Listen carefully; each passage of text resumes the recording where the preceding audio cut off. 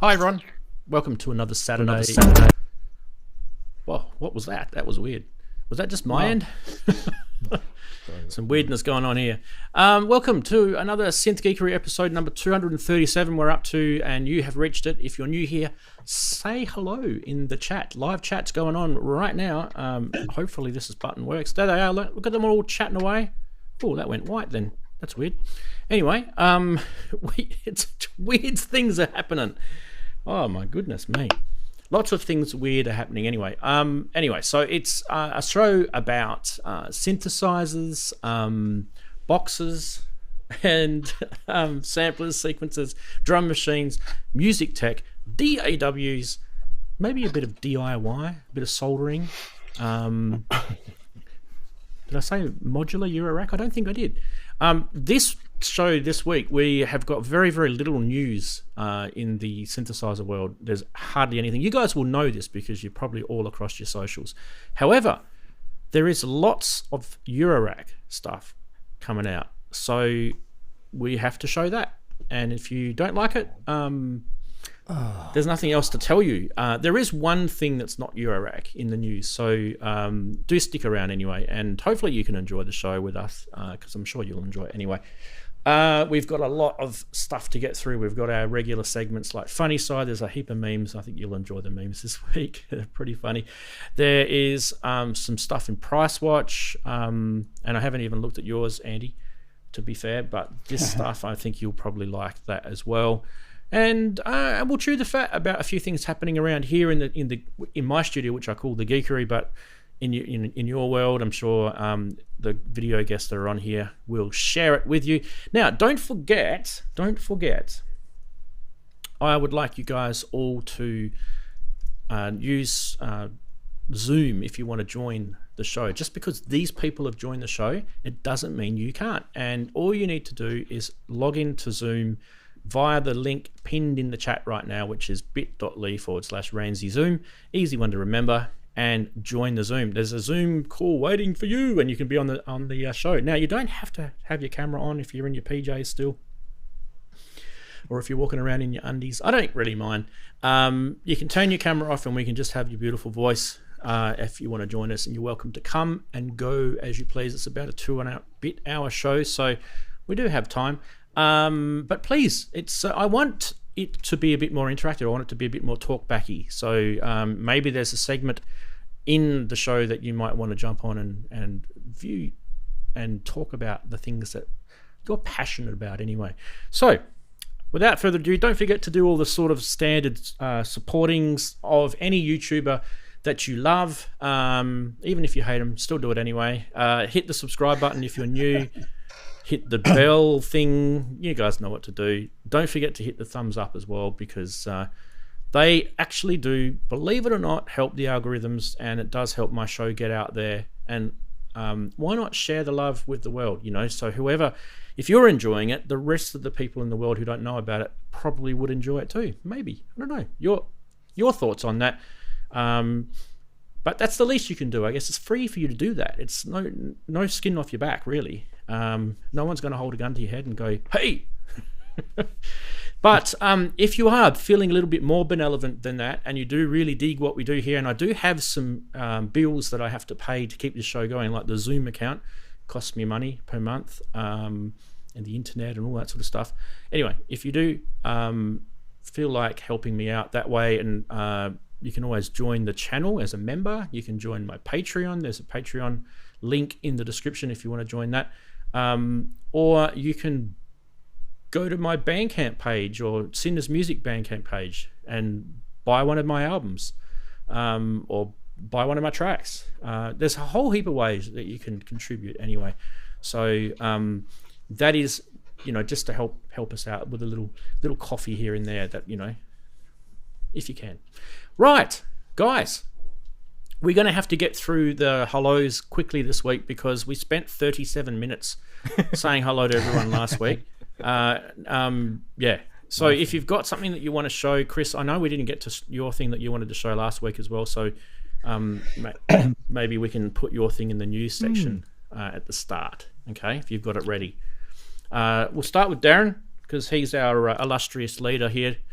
He's got the self merchandise thing happening on his head. Yeah. Yeah.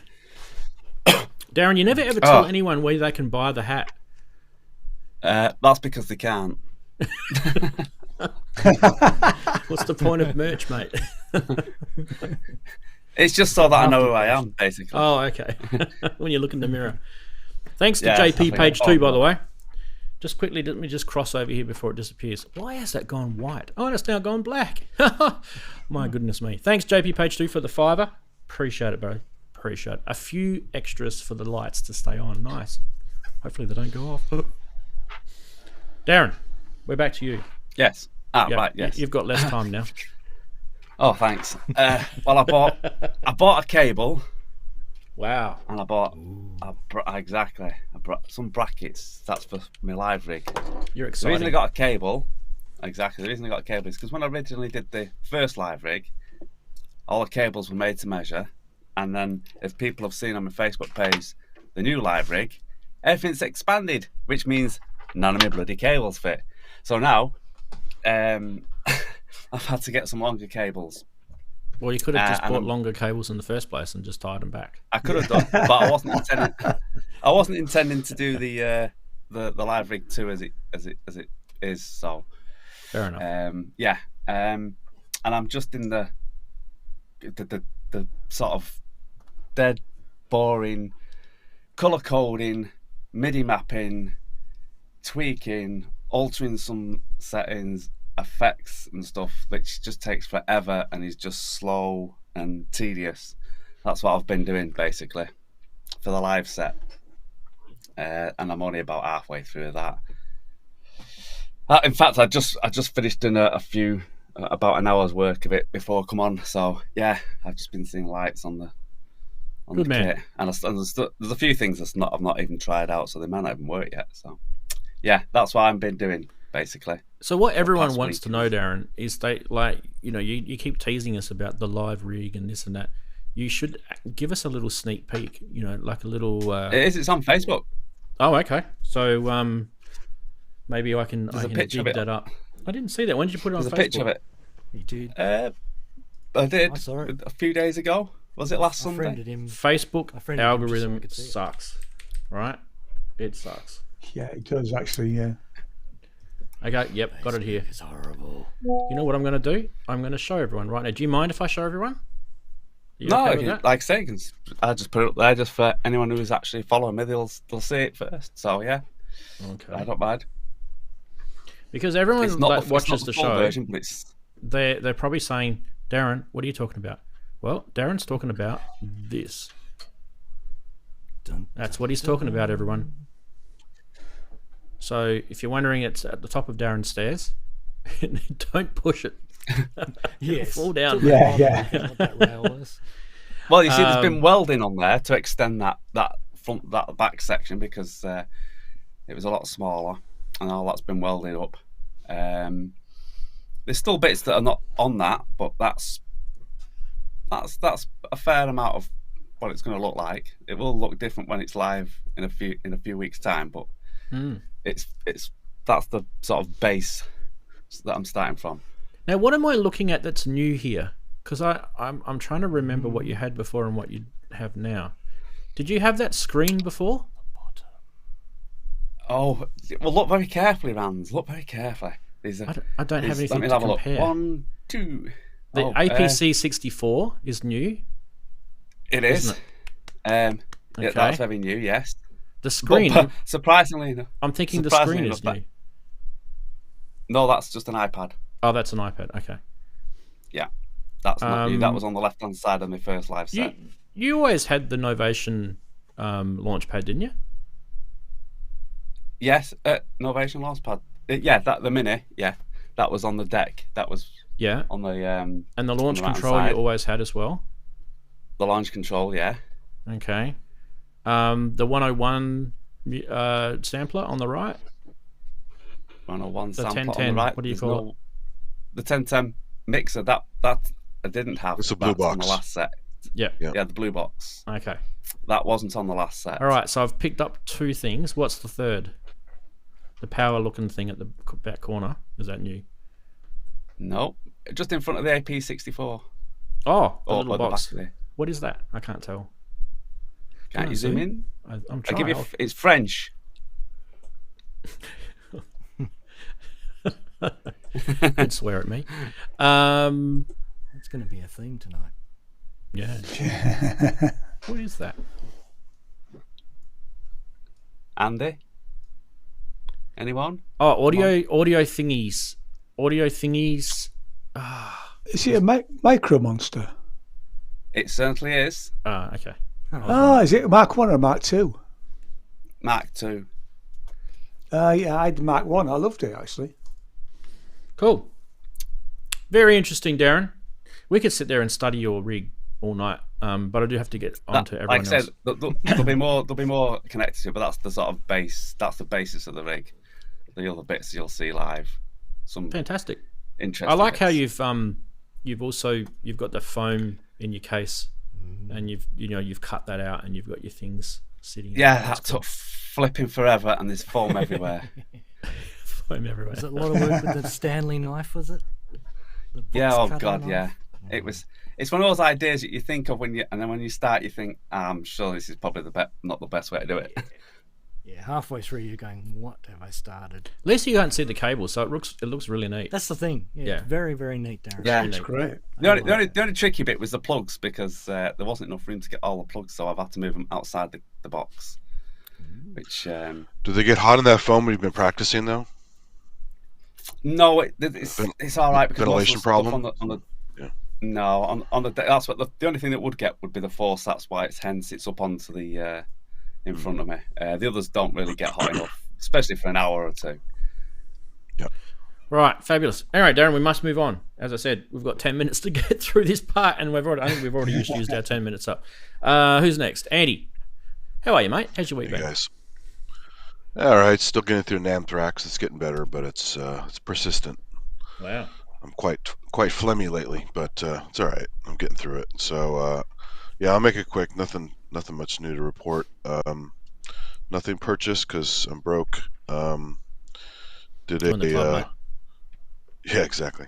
I did a live stream last night for fun because I haven't done one for a while, and I had a bunch of audio problems off the bat. So your beginning of your show made me laugh because I just did that last night. Had some mysterious hum from somewhere, who knows what. So luckily StreamYard just added a new feature, at least new to me. There's a toggle now from the audio section where it will kill extraneous mic noise and hums and clicks and stuff. And it did a pretty good job because in the beginning it was a mess. I mean, I just and I had everything potted down except for the mic coming in off the Voice Live 2. And that's it. What it was. I kill all my submixers. Yeah, but I rebooted the mixer. I checked the cables. I did a bunch of stuff. But the room was really cold when I started because it was pretty cold yesterday. So I think over time it just heated up and got better. But it's never 100%. So the new feature, and at least new to me, new feature in StreamYard fixed the audio for me in the meantime. So that was pretty cool. Made it listenable at least. And then it finally got better, and I was able to turn that off for a while, just have a slight hum and do a couple little like synth demo stuff just for fun. What the hell? And then finally some people showed up. Chris Head was there, and Steve Smith showed up, and a bunch of people in chat. So it was fun. It's a fun little 4-hour excursion. But other than that, that's about it. I haven't done any microscope stuff lately. It's been too cloudy to do astronomy stuff lately. So that's it. I didn't get a chance to look got, at your stream. I did see the notification come through. I think it was probably my morning time when it came through. Yeah, it was okay enough for Steve to join.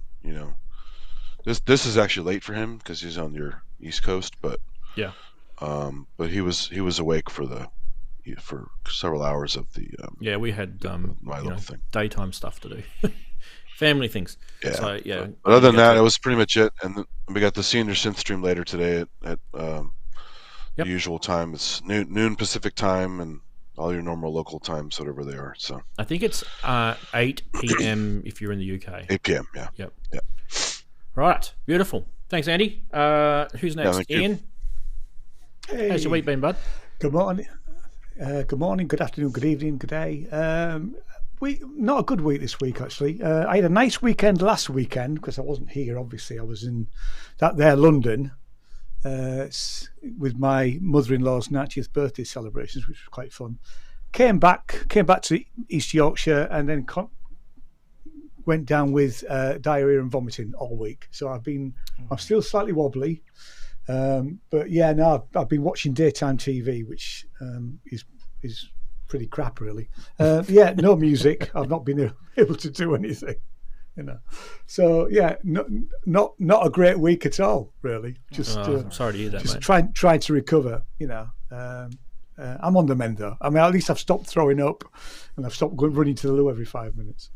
But yeah, don't know where I got that from. But it's suddenly all it takes, mate, is just someone that you bought food off of that didn't wash their hands properly, exactly. Or it's just something real innocent. Yeah, it was something like that. We were still sorting out my mother's house on Tuesday, and it may well have been something on the surface there because the place was pretty grotty, Right.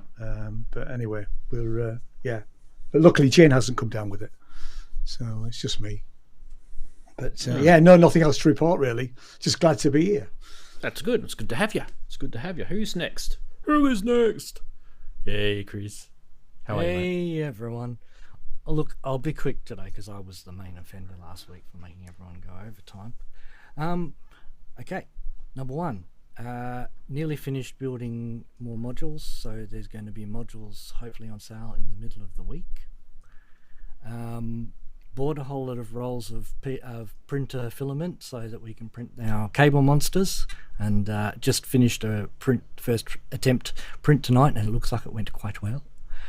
And this week I got a new synthesizer in the studio. Yay. Hello, my little friend.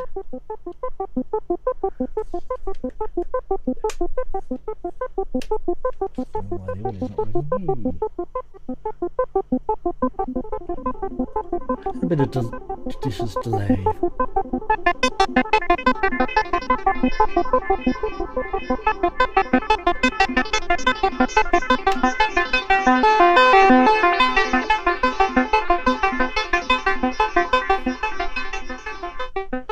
So, what I'd love is someone to chuck that COBOL on an oscilloscope, and I don't care about filters and VCAs or anything like that. I just want to see those oscillators morph. I want to see how, like whether they've actually done it truly the same as what the original was, because the original had a very unique thing going for it, and as you know, it's a bit of a weird sort of hack to go from certain waveforms to other waveforms, especially if it's like there's an oscillator that will generate a bass type waveform, like it might generate a sine wave, right? So for you to, or a square wave. So if you want to, morph between those bass things, you've got to, do some interesting electronics. So yeah. So what do you think? Other than that, do you feel it's groovy? I quite like it. It's got a very smooth, silky sound, but it's not the same smooth, silky that you get from Roland.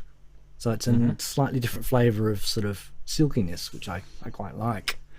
The envelopes are really snappy, so that makes it really good for doing percussion. And I'm quite partial to doing percussion patches. I like snappy envelopes. The build quality is pretty damn good. The pots feel nice and solid, at least while they're new. They're going to be this nice and solid. The switch gear is the same as in the actual switches are the same as in the Pro 800, so they're pretty much bulletproof.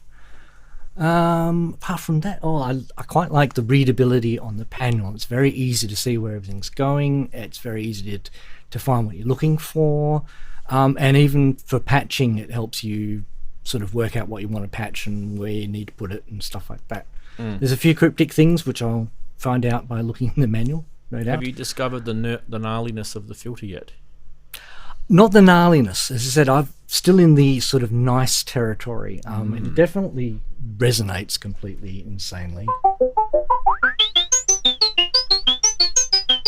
But yes. Ooh, it's not quite as good as a 2500 though. Yeah, it's kind of very manageable. I think what you need to do, as I understand it, I think what it needs to do is you need to do some filter feedback. I think you need to feed something back into the filter or something, the output back into the filter. Yep. There's definitely patching involved, from what I've heard, in order to get it into the sort of, gnarly territory you're looking for. But I know it's in there because people have been talking about it. There's so. a demo on YouTube. It's not hard to find. Exactly. I know. I haven't even begun to start looking at those. I've just been sort of trying to get my own sort of feeling and impression of it. Completely cold without any prejudice, which is, I thought people might enjoy. Now, the other question I've got for you is the square wave at low octaves. Does that really thump? How low does she go? Well, just a bass, just a bass octave. Is that really thumpy? Octave. It seems. Is it Moog thumpiness? Yeah, it's a good question. I didn't feel I had any problem getting down low. It seems to have a really wide voltage range in terms of the MIDI keyboard signal coming in and the CV coming from the 960 sequencer adding together seem to sort of endlessly pitch shift. So there seems to be a really good range on the and I presume it's tracking. I haven't actually put it through a tuner, but it sounded like it was tracking. The specs would probably tell you what octave range it is. But it's cursor. It goes down to 10 hertz according to the actual. So it's dial. an LFO, yeah. Yeah, pretty much. So yeah.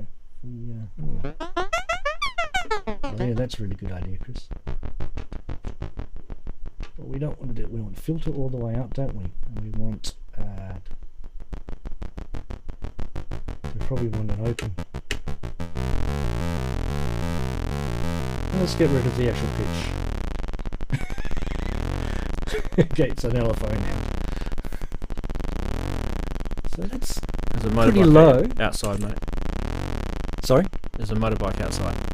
Yes, there is a little bit, and it's just going to leave. An Atari 2600 game. Yeah. Brings me back. It's just leaving. Hey, it's gone away. I mean, the audio coming through your call is probably not doing it any justice. It's probably not doing it any Yeah, justice. Yeah. Yeah. It doesn't strike me as a super.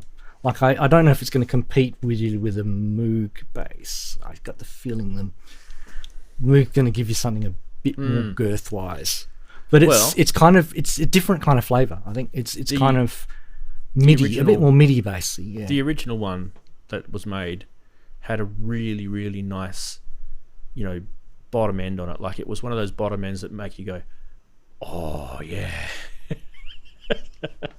That was a pulse wave, by the way. I hadn't actually adjusted it correctly. Well, if you do a so clean square, it should hit that sweet spot. But yeah. If we have time, we can put it on the scope tonight if you like. If you want to, absolutely. We'll probably have see if I time can get it because there's lined not a lot happening here anyway. Okay. No one else is in Zoom Enough yet, from so I give up on Zoom. I might just disconnect it. Right, next, what are we going to do? We're going to watch... Oh, no, we're going to say hello to Chatties, because I keep forgetting to do that. Hi, Chatties. I know I briefly said hello to you guys before. How are everybody? How is everybody? Better English. Synchrotron, Andy. Nice to have you, mate. Wagoo, nice to have you. Brett Lemmings, also nice to have you. We've also got JX3D, our illustrious next show host. Good to have you, mate. One of our channel members. So he's got a star badge next to him. That's how you know. Homegrown, good to have you. And it's pretty quiet. 55 current users, it says. Okay, where are they all? Keith in Watford, big hello to you, mate. One of our channel members. IIXORB. I'm guessing that's Exorb. Exorb? I don't know. I'm not going to do names. We don't have Andy here, the Andy Brooks, that is. Matt Brown, big hello as well. Robbie Puricelli, Failed Muso, how are you, mate? Good to have you. Git here. Fantastic. With Kosh Dukai, and we've got... Who else? Is the question as I scroll. There's lots of people that I've already said hello to as I'm scrolling. That's why I'm sort of pausing. And you can't see me scrolling. But that's okay. JP Page 2, I mentioned him before, but a big hello to you. So far, he's the one that's my favourite today. Tracker Jack, hey, how are you, mate? He's been hanging out in Discord. I'll talk about Discord in a sec briefly. Steve's there, Cresshead, big hello to you, mate. Yeah. I think that a little half god, half beast. I think I saw him chatting just then on my other screen. So Jim is there. Jim James. You know who I mean. He was on the show last week. If you don't know who I mean, go to watch the show last week, then you'll know what he looks like. And Mr. Mac is there all the way from the sunny corner of Thailand. And X101 as well. I think I got most of you. I think that'll do. And if I didn't get you, then, highlight my name. Tell me how much you were absolutely triggered by that. Yeah, send him hate mail. He loves hate mail. Send me a nasty message on YouTube. I love doing that. Ooh, yeah. Speaking of nasty things, we should probably look at these nasty things. They're called memes, everybody. And as I say every week, stranger things can happen when you're actually looking at these memes. You may even laugh. This is ChatGPT. Tell an original Beringer joke that isn't AI garbage. Why did Yuli Beringer become a magician? Because with a wave of his wand, he could turn high-end gear prices into disappearing acts. Now you see the competition, now you don't. It's a magic of budget-friendly audio enchantment. Just thought that was like flame throwing into social media like you wouldn't believe. It was a good one. They are risque, yes, they very much are. Let's see what else we got. We have got this one, which is the rehab for synthesizer owners. Lots of features on this. The Shit 4000, if you're wondering, get yourself one. Coming to a DAW near you, you can press the buy more button or the shit snare button. These are all presets. Or the Volker in your butt. Or you can even do a doorless jam. Be careful, you could lick the LSB sliders. You can even unfinish your work, which seems to be quite popular. Use presets. Repeat the beat, use the same key, all the things that annoy everyone. Clap on 4. So, the Shit 4000, anyone want to buy it? Right. Got too many of them. Robbie sent this one in. Already. World's Strongest Man contest. Judges. Comes in the man. Nope. Breaks rocks, this first guy. Second guy. Lifts really heavy weights. The third guy. I waited a full year for a synth to drop price to buy it. He wins! Strongest man. There we go. Well, that's everyone else except me then. Yes. And then this came in from some weird Facebook feed that I got. Adjusting the sound post with a hammer. Now look carefully. I thought this was great. So this is a bit of skullduggery going on in the lab. We've all been in workplaces where that's done on a regular basis. I can just see the next slide, basically, right? That's what I can see. Anyway, tell us your favourite meme this week, please, people, and also in chat as well. Let us know which one you like the best. Has to be the Shit 4000. Shit 4000. Yeah. The rehab. Yeah. Yes, it's rehab triggered everybody, company. hasn't it? It's triggered the whole world. Make a fortune if we had shares in that company. Yeah. What are the chatties saying? So far, only one person said the Shit 4000 and nothing else. We've got the 4000 twice because Matt's in there. Sorry, it's just cutting it off slightly off the bottom of the screen. I could probably fix that, I reckon. Kent, build one, please. Yes, everyone wants the Shit 4000. You know what? You'd probably make some pretty decent pop music that would be played, on mainstream radio with it, I would say. Following those rules, yeah. That's following those rules. Yeah. I'm just wondering what will happen if you hit the fuck it button. Anyway, Close to the studio now. Power goes off, that's what I reckon. But yeah. Kosh Dukai says he identifies with waiting for the synth for a year, but he does like the shit 4000. Yes. I don't know why the social bubble things that I can do is broken, so I have to go like that. Yeah, you guys, it's good enough. We can just show the window anyway. Yeah, let's show that one. Definitely Tracker Jack, upload it to YouTube. Yep, I agree. Right, lots of news to get through, so we shall start with Eurorack Fever, I think. Okay. Mm-hmm. Now, making sure that we are correct. Yes, we are. Right. Deep breath, everyone.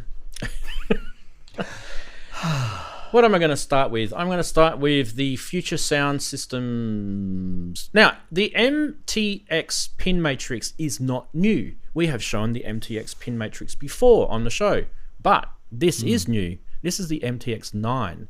This is a 9x9. Quick, do your math. 81, that is it. Yes, that's correct. 81 little pins that you can chuck in this.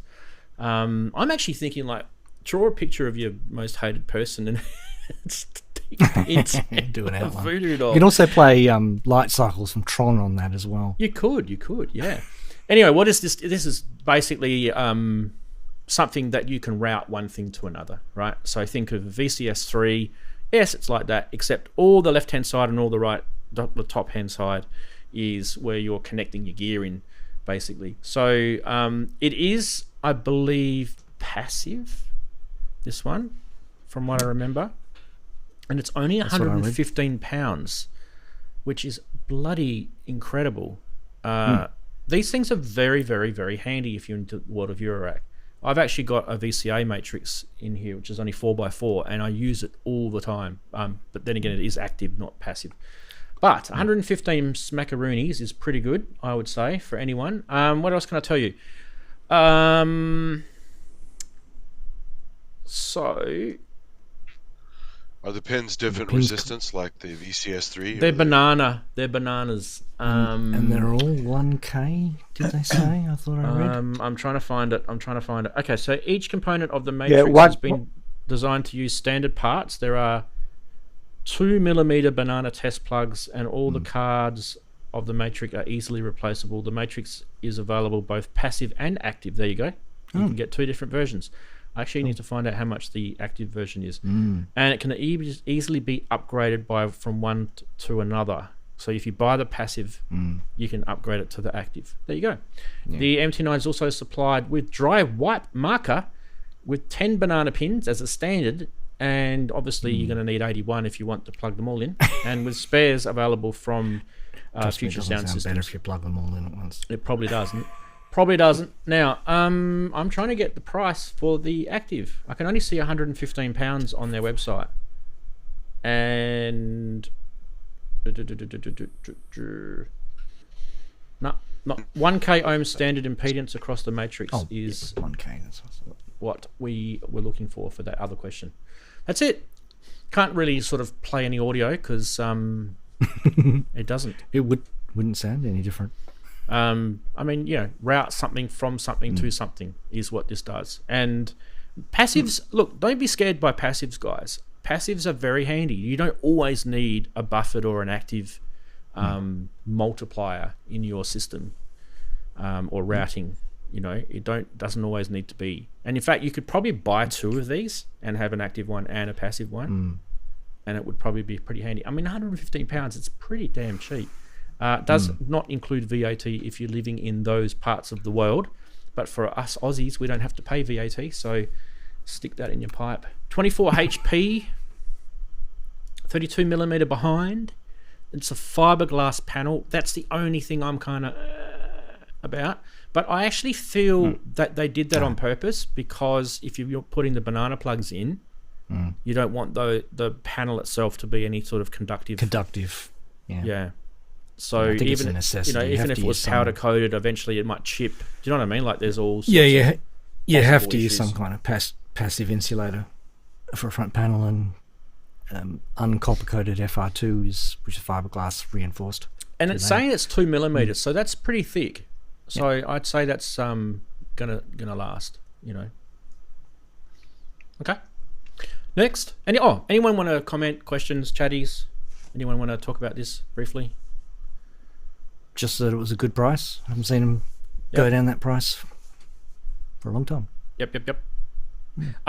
For those who are wondering, there's a link down the bottom underneath the image, not underneath my hand, but you know what I'm saying. Under you can see it says Future Sound System, and there's a link to Ranzee.com Synth Geekery -233. I don't know why it says -233 there. That's a bit weird. It's supposed to be 237. I'll fix that in a sec.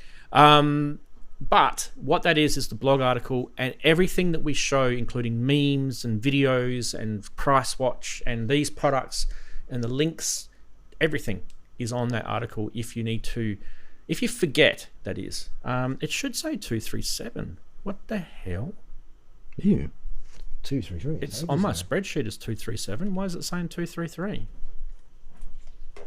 I shall click refresh. Does this click refresh? Nope. It does nothing. It's a ghost in the machine. It's been a little weird today. I have to admit, it has been a little weird. Let's fix the technical gremlins, people. News title. Here we go. No, that's not news title.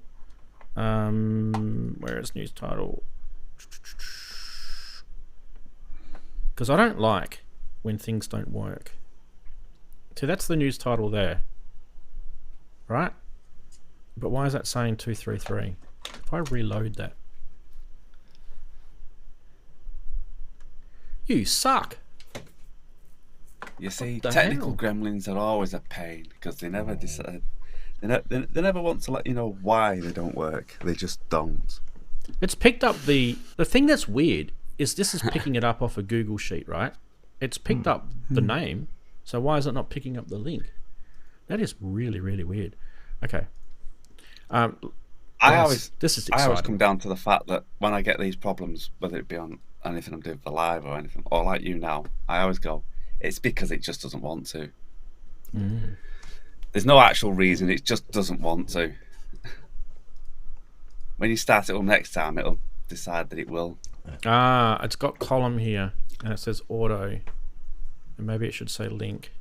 Bingo! Yay! Far out. Who changed that? Not me, said the flea. Okay, let's go. We should go to the next one. Hopefully this button works and it says it correctly. Hey! Now, Darren and me as well. Darren and me and anyone else who wants to join in on the fun. I love V meters or VU meters with LED lights going. Like the 80s hi-fi systems used to just make me so happy. I used to turn all the lights off, listen to my favourite CD or record or whatever, and I would just watch the lights flickering away. And didn't you want a full 32 band graphic light. equalizer? Yep. Technics. Yeah. Mm. Mate, you could buy Spectrum analyzer. for this price. Yes. It's only 128 US smackaroonies. For this, you could like literally fill a whole 3U row with this and just have audio popping in and out like you wouldn't believe. It'd just be amazing with all those coloured LEDs. By the way, that is pretty much what it does, what you're thinking it does. However, they are stereo. So there's whole sort of stereo movement in modular, by the way, at the moment. So this is probably why this one's stereo when a lot of the V meters that are out are only mono. So that's, that's kind of the twist, I guess. What can I tell you about it other than what it obviously does? I mean, why would you need one other than to watch it look pretty? Well, it does have some intuitive -7 to +7 volt. It's calibrated. Yeah. So it is. It features a high impedance to maintain signal integrity without colouring the sound, and it covers the broad spectrum of -7 to +7 with individual LEDs representing each volt. So in a way, that kind of is cool because you can quickly identify peaks and troughs in any modulation. So it may not necessarily be audio that you're throwing through this. It could be modulation. So it's kind of just think outside the square with these sort of things. But it's a very, very small amount of HP as well. It is only 4 HP. I like things that are around 4 HP. It only uses about 10 milliamps on the plus 12 and 40 milliamps on the minus 12, which is really, really low powered. Really low powered module. So it probably wouldn't even... And it has bridge rectifiers in them, so reverse polarity protection and stuff like that. Something Modular is the people that do it, and I think there was a little video, so we should probably get that up. I don't think the video show... This is the thing that annoys me about people that do videos. This video does not show the module in action. Yeah, it just shows the system. And It it's just on the shows- right. Yeah, I hate that. This module turning around on a spinning plate. Oh no, it's one of those. Yeah. Ah, So Chris, you're missing You something blame there. Apple I for was these gonna kind of say- videos. fail, guys. Fail badly. Show us the module with the flicking lights. Turn your lights off in your studio. Yes. Apple Anyway, does it all the time. So. we get it. he's proud of building. Chris is going to go on better though, because he's going to hold his module whilst on a turntable, turning himself on with him. I could Whilst everything falls off his shelf. Yeah. Do hand modeling with it? Yeah. Okay. Now, next, another eurorack module. This one, I can't remember us showing this, and I have been lazy this week and I haven't done a proper search. But I wanted to show it again if we've shown it before. It is showing as it being new listed, so I don't know whether it's because they're taking a second suck of the salve, or it's got a new firmware or whatever it's got. But I'll tell you a little bit. It's by NOH Modular, and it's called the Pianist. Would you like me to say that again?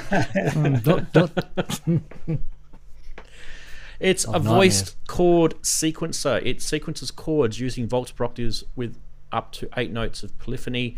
You can choose from. The module also has an alternative mode which makes it compatible with the module's chord V2 and plaits. You can use this with plaits, which would probably be the more common one. I've got brains. It's the same thing, bearing and brains. And you can use it in their chord modes. The Pianist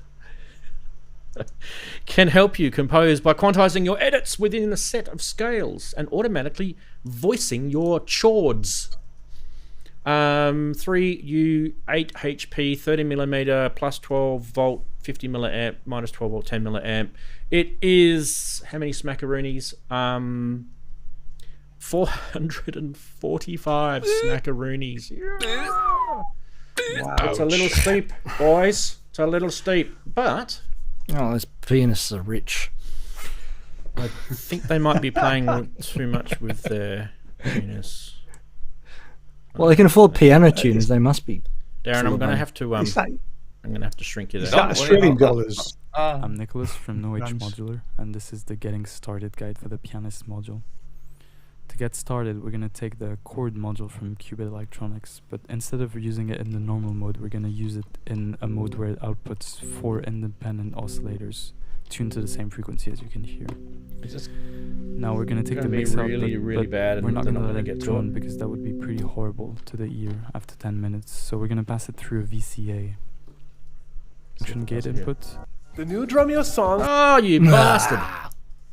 Yay! This is not a MIDI chord pack. I am not paying. Hi. I am not paying YouTube. I already work for free for you as it is. I am not paying. Yeah. Anyway, I don't not think that giving video in. really did a good job of showing this thing. It's just like really, really, really slow. Anyway, you guys can watch it yourself. What I wanted to see was like this thing in action. Oh my god. Anyway. People. Just do like a really quick demo and then put all your crap at the end.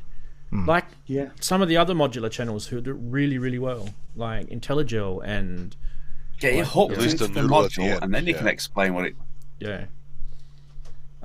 Anyway, It's like, you know, on this program you'll see blah blah blah and Why? blah. Why? Now, let's Okay, get started. NOH Modular. If you're watching this, why is it $445? I really want to know why it's so expensive, because that, I mean, So the that getting falls started into bit is getting started, take out a mortgage, and then pay the rent. You wonder The sometimes, onboard don't you? processors, more expensive processors on board to do the analysis or something. Or is it?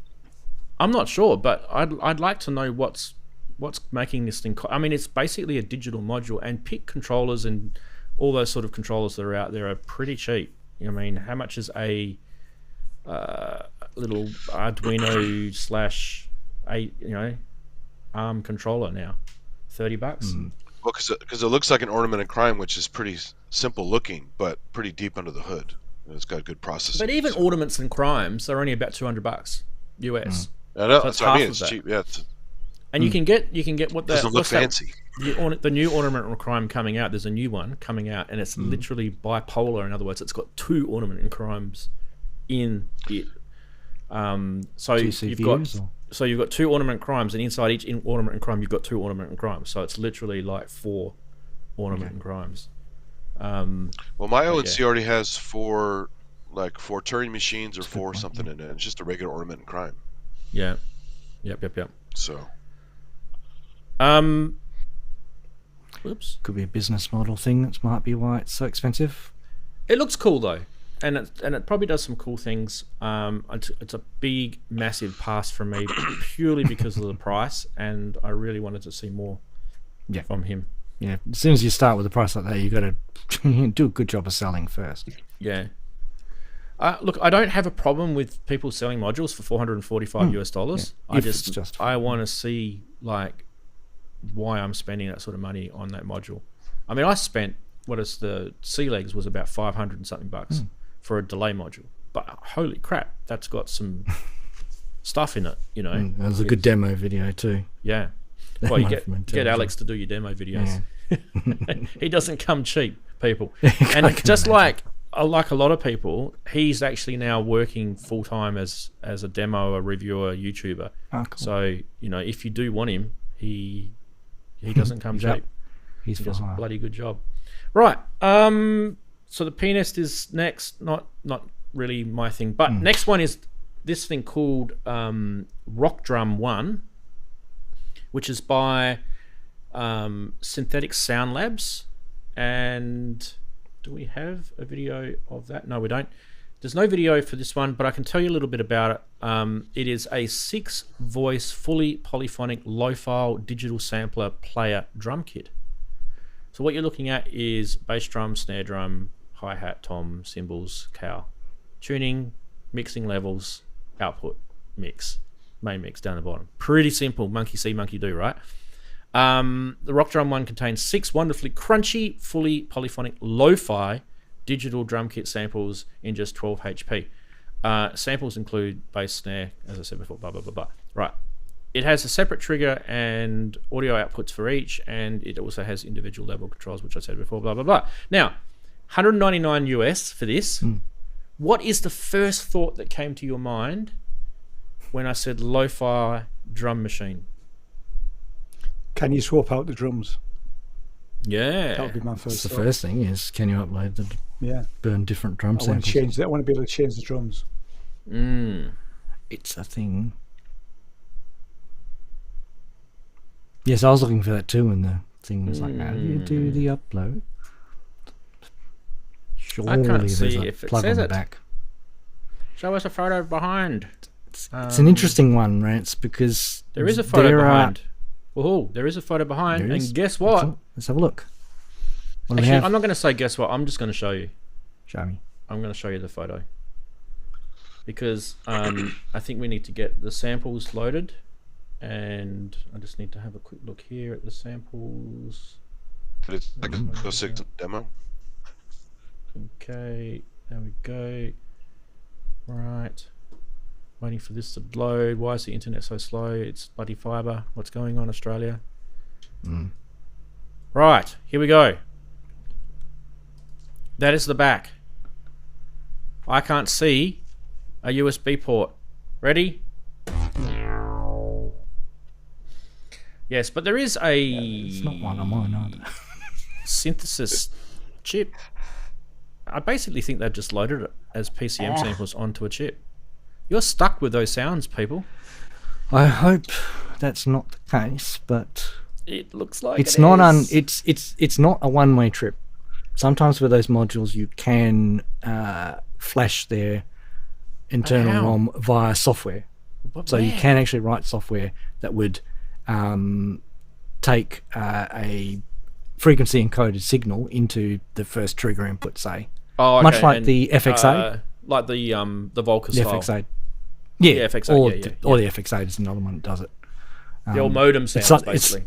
Yeah, it's something I've looked at as well for my modules that don't have a USB port in them as well. That method, to be fair, is a pain in the ass. It is a So, pain in the ass. It's not a great user experience. I Module know. designers, You can don't always do put it. in if you can put a USB on it, always put a USB on it. Even if it's on the That's back, lovely. I don't mind. I do not mind a module having a USB port on the back, because if it's something that you're not regularly using and you want to save HP, I'm all for that. Because you can always pull the module out, leave the power on, chuck the USB in, away you go.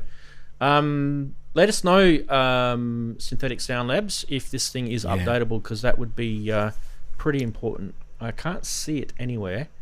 It's Yeah. the interesting thing about this. There's a whole genre. There's a whole genre of modules based around little tiny 85 CPUs, lo-fi drums. Basically, someone, a DIY wrote a piece of software, put it on a circuit board, someone else copied it, and they shared it with everyone else, and it's just sort of, I've basically seen it bubbling up into the realms of actual consumer over the last year and a half. And I'm going to shout out to a guy called Vitasynths, as I think of him as being the pioneer of a module like this.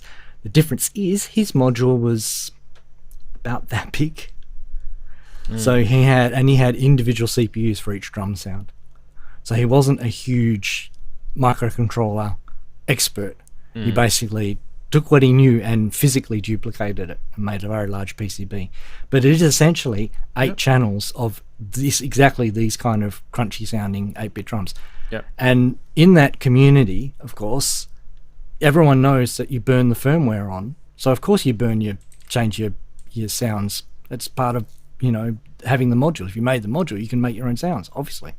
So DIY type ethic. And if you're taking it into this realm where it's more for production, and people who aren't DIY, someone's probably had to make a decision or had to think about this and go, what are we going to do? Are we going to just ignore it? Have they, or are they now going to go, oh crap, we didn't think of that? Let's see. You've put the shout out now, see if they respond. Yeah, Show us your sample upload. Okay, this is not eurorack, right? But if you want just a real quick and dirty, sort of lo-fi sound, there's a couple of those Sonicware Liven boxes that you could just put in your eurorack, and just Yeah, but job done. The thing about this one is that it really looks like it's come from that someone saw on YouTube this guy doing this 8.1 and went, I can make a 12 HP version of that. Let's make that our next module. I think that's been thought through about that much. I mean, I think it's quite a nice resolved version of the module. Because I was like, I haven't bought one of these from this guy because frankly, it's just too much HP for me. But I thought, maybe one day someone will make a smaller version. It's like a madman's project. Yeah, I know what It is a bit. It is a bit, but some people say, "Oh, it's lost all the ethos of the original." Having everything individual and spread out, and it's like, not everyone's into that. Yeah. Some people just want things to take up as little space as possible and get a job done that you want to get done. No sound demo X101, sorry, which I think is also naff. If you're going to be releasing modules, you need to do a little video. If you don't have the ability to do a video, send one to me. I'll do a video for you. I did it for feedback modules, and feedback modules were tiny when they first sent me stuff. Trust me, guys. Send him a module and he'll demo it for you. Yep. Doesn't cost you anything. But seriously, who can do a video? Even a phone with a room noise is better than nothing. Oh no! Don't do that. No! Don't do that. I know, but at least it's a demo. I know, but don't do that. It's Better be than professional. zero. Be a little bit more professional. You're in the music If you're a industry, right? beginner, Look, I have a big beef about that, Andy. I know what you're saying, and I hate the it point when is it comes to valid. music, but if it's a quick demo, who cares? You're in a right? music So- industry. You should know how to like record something properly. If you're making a I agree. product that is going to behave in the music industry, you should know how to record properly. And I agree, a but if phone they're going is to be like scared to shit. put the video out, then it's also don't go into the music industry. Well, Yeah. good point. Yeah, Yeah, you got to fix. I mean we're arguing about the same point technically, right? Yeah. Chatties are saying like I think chatties are kind of agreeing with us. Look, we're not throwing these people under the bus. We're giving constructive criticism. So please don't get butthurt like the French people do. Just don't be like the French people, please. just take it on Get the a chin. copyright strike. Yeah, just take it on the chin. Just one particular French person. Sure, most French people. David, you're a legend. Look at David putting $4.99. Cheers, mate. See, $4.99 is better than nothing. That's what I say. Right. What are we doing? Oh, that's right. We're showing products. Now, I think there's only one or two more Eurorack products to show, so don't worry. There is something that's not Eurorack about to come. Hold on to your seats. It's all right, people. Robbie. You can wake up. Yeah, hold on to your seats, people. Somebody wake up, Rob. Now, we've shown this thing before. This is the wake up, Warp Jeff. Core, right? And I just want to, I'm going to play this video because I want you guys to remember what the Warp Core is about.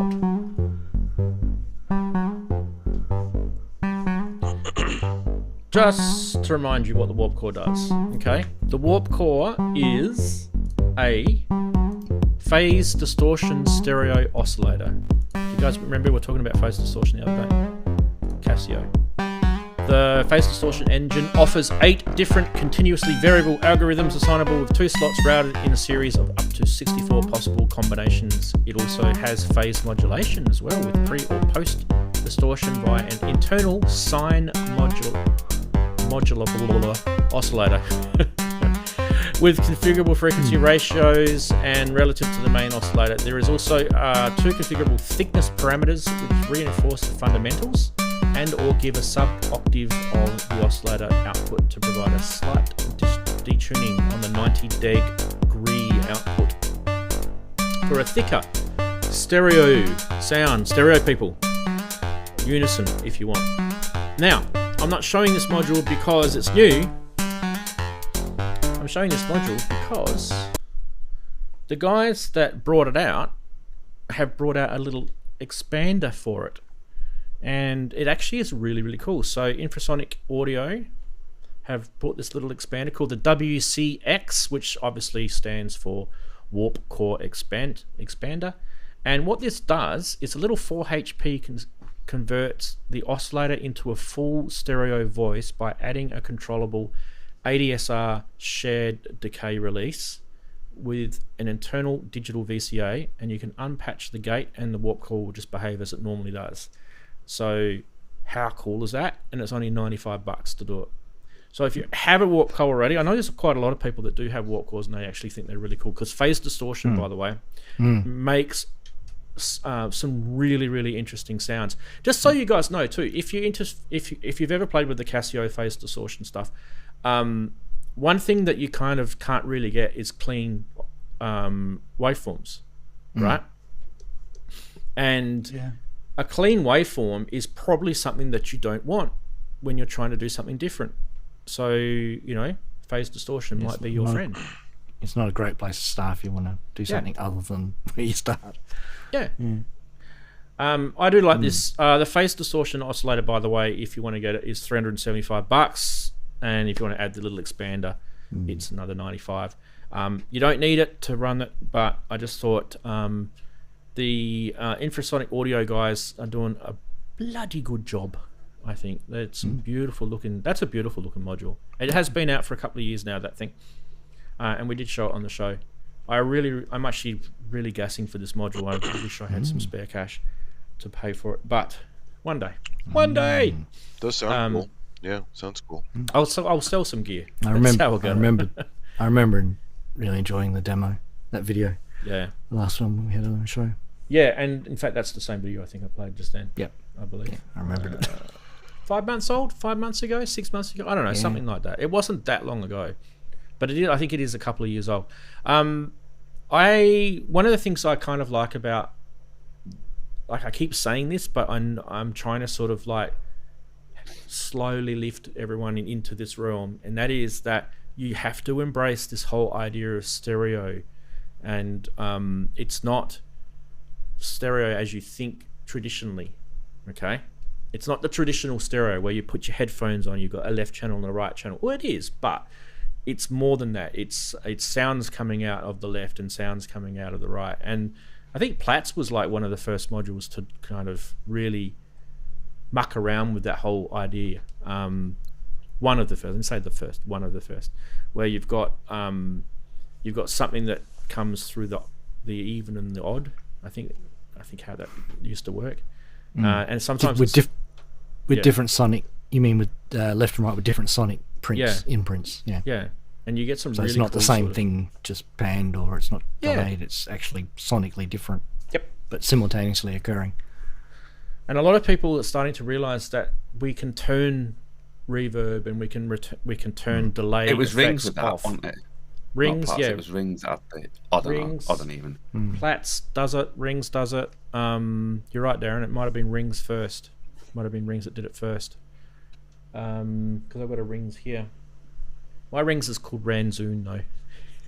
Because it's not I've a real got a Rings. rings and it's called rings. I've got a Yes. Platts and it's called Platts. I've got a Platts and it's called Brains. Yeah. Did you know that the Platts now has that firmware update, which you can put DX7 voices on it? Yeah. We wondered if that was going to happen. It's funny though, stereo is becoming a big deal in modular because they've been doing quad on Buchla since the 70s. So Yeah. and even Deptford has some 2500. quad stuff for eurorack. So Andy, 2500 was stereo. I'm sure, but I mean quad. Come on, quad's better. Quad's better, yeah. Hey, do you remember those cars? Do you remember Here's those Suzanne car? Ciani doing Buchla. It's amazing. What was that car stereo system that it wasn't cassette? It was some other weird cartridge. Cartridge. It was cartridge, wasn't it? I Yeah, one. and they were Cartridge, quad. yeah. Eight track cartridge. 8-track, okay. Yeah. The same one you use for carts at the radio station promos. Yeah.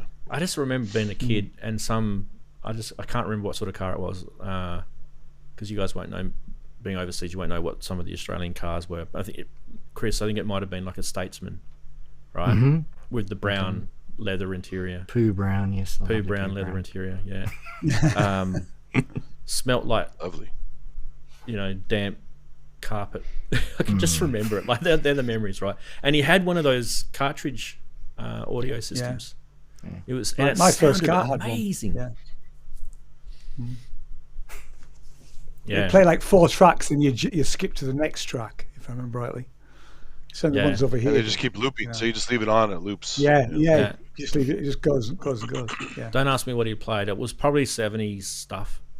It would have been early 80s or 70s. It would have been. Wouldn't be surprised if it was something like the Eagles or something stupid. Yeah, my first van came with one, and the cartridge that came with it was Paranoid by Black Sabbath, which actually was quite a that would have sounded amazing. Great album. Yeah, But it sounded brilliant. Absolutely brilliant. My grandmother had an 8-track home system. Forget the car. It was in the phone. Yeah. Oh, the home system. Wow. Yeah, I remember seeing that. Fantastic. Anyway, I still have a stack of carts. So. we have got one other product to show, and it's not Eurorack. And I did promise you, I'm not going to let you down. And also, we're going to go to Chris in a sec as well. And that is this. It's not a Eurorack thing. It's called the Dtronics DT-1000. I love these names. It's like my shit 4000. This thing's not shit though. This thing's good. Okay. This thing is a hardware controller for your Roland D05 Boutique. It's actually primarily for the D05, the Boutique, because it actually has some specific controls on that. But it also works with your D50 and your D550. You've got the rack mount version. It has features to access almost every parameter of the D05 with 10 buttons, 56 pots, and a robust metal housing with MIDI I/O and USB. For €399. You can get your hands on sound design in a D-linear synthesis. D50 linear synthesis. It's a good deal. When I finally tracked down a real 1000 for my D50, it was like $600-700. Yeah. So it's a good deal. Yeah, actually. But do you guys, I don't know if it's just me and I'm just being salty like I always am, but when they brought the boutique D50 out, right, why did they not make DO5. that? Sorry, DO5. Why did they not make that thing with all the The whole editable PG, stuff? Yeah. PG 1000 faders on it. That would have been Yeah. well. Like it just, there was an Not opportunity. enough space. Yeah, they'd have a separate unit. Didn't fit the form factor. Okay. Like the Wouldn't have had PG, the PG 300 was easy to include in. PG 200 on the GX3P. PG 200, right? That was built in because they added the extra knobs. So that was cool. It fit. But you can't use But it. this wouldn't have fit. You can't use that with the JX3P. No, but I'm just saying they built in the extra knobs to compensate for yeah. not having the editor. For the lack of. Yeah. So So they missed it. They missed the trick with that as well, but we won't go there. Okay, so this thing's actually pretty affordable considering it's metal housing, and there'd be a stack of people with a D05 and an even bigger stack of people with a D50, and a smaller stack of people like me and Wagoo with a D50 550, the rack mount ones. By the way, D550s are just as good as a D50, and you don't they're great. I have to two of them. worry about the massive. you huge know, I have a D50. keyboards Got two of the lying racks around. because they're great. Yeah, and you can pick them up cheap, like 400, 500 US for a D550 is pretty good value. Cheaper than D50s are going for. They're starting to go up in price, people, so be careful. Yeah. Anyway, Dtronics, I think Synth City in the Netherlands are selling them, but there'll be a link in that blog article that I was telling you about, which is actually working down below nicely after I clicked refresh. Okay. Now it's time for Chris. Wow, Hey. me? Yeah. Wow. Show us your. what could I show us what you possibly were going to show you? show last week. Oh, Mr. Kick Drum. Okay. Let's see. Okay, that's pretty loud. Getting used to the new mixing regime. Should we change cameras or something? Yes, let's try that. Oh, that's great. You can see nothing. This is all very off the cuff. That's basically what I would have done before. Why has the world gone upside down? Okay, let's see if I can get you at all.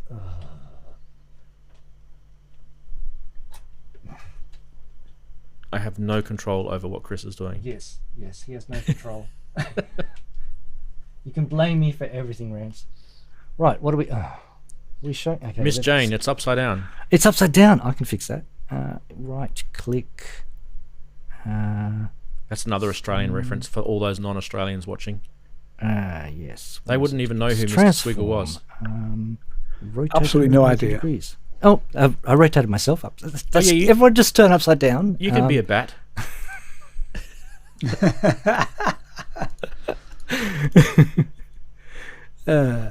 I'm learning this new software.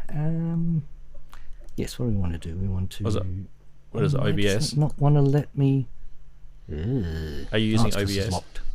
I'm afraid I am. It was a long shot whether it was going to work, but it seems to be working. Right. Okay, there we go. I've unlocked it. I knew I'd regret locking it. 180. Is that better? Kinda. Yeah. How do I move myself now out of the way? There you go. There's me. Okay, so let's introduce you to Mr. Kick. Have you turned me down, or have I turned you? I need to just pull you down a little bit. That's all right. I can do that. Okay, so what we have here is a standard lich, which is a Befico product made out of a I think called an owl. Well, you've probably heard of an owl board. Yep. It's fairly old now. Open but source it's, thing. Yep. yeah, it's an open source sort of thing, and you can write patches in various different languages, C++, but I didn't go the C++ route. I decided to do the crazy thing and use pure data, which would be much more familiar to people like Ian, who's used pure data before, I believe. Yep. And I have. It uses a library called Heavy, which just is designed for low-powered CPUs, because Pure Data was originally developed as like for high-end supercomputers and stuff like that. But anyway, over the last year and a half, I've been struggling to get my kick patch in some kind of usable form.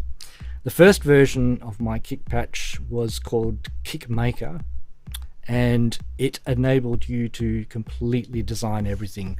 You had many different pitch envelope shapes, attack and release envelope shapes. You had different click samples you could select from, and it was all just generally sort of quite a lot of parameters. And then, having got that working, I then went to add presets, and the CPU blew up, which was a bit of a pain. Wow. I could design kicks, but I could not ever recall them, which, as you can imagine, is quite frustrating. So, out of frustration, I put it aside for 6 months. But I picked it back up and I changed my philosophy a little bit, and now I've made 2 patches, one for designing and a different one for playback. So I basically got a kick maker and a kick player. And what I'm showing you here is called Kick Player. Now, I shall demo. It's probably too loud because that's the way it's thinking to be. I might start by demonstrating it's got its own sort of pattern generator in it. You can turn it off and on, like for example, if I trigger it, I'm now manually triggering the kick, and that also works from this gate input here. But I can trigger it manually, and now when I hold it down, it goes back into auto mode again. So now it's playing back, and you can change the tempo of it. So that's all quite boring, but you can change the different kick drum sounds. So is it this one, or is that the pattern? I think. Okay, so that's another different kick drum sound, probably quite low. You can turn your kick up because we can't hear it. There you go. So that's the one you were hearing before.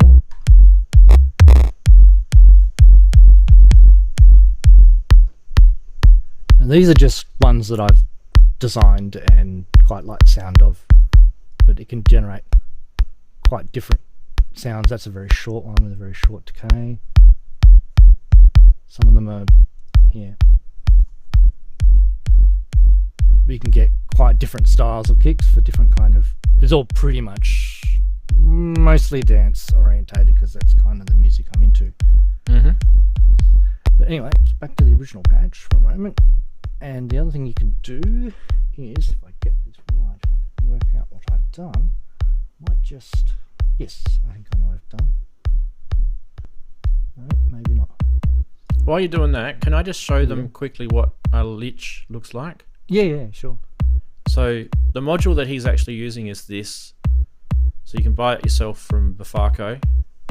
You don't actually have to use Pure Data. You can also use MaxGen or is it Faust code? How do you say it? Faust? I've never used Faust, so I don't know. Yeah, so Lich is a Bufako Rebel collaboration that brings our platform to it. How much are they? Are they expensive? Well, expensive-ish, but I bought the kit, so hence it cost me a lot less. 170 euros for the kit. Yeah, which wasn't too bad. Does it include the controller? The what? The controller? The chip. Oh yes, the kit comes complete with everything you need to build it. Yep. Pre-programmed. You don't even have to flash the firmware. Of course, so if one gets shipped to a shop in Australia and then you buy it 3 years later, the firmware will be out of date. That is true. So, yep. The other thing I'll just demonstrate here is the pumper, which is a sidechain compressor effect type unit. So it's pretty expensive if you buy it assembled, though. 363 euros, including tax. So that's just the kick by itself, and I've got a little bass line happening here.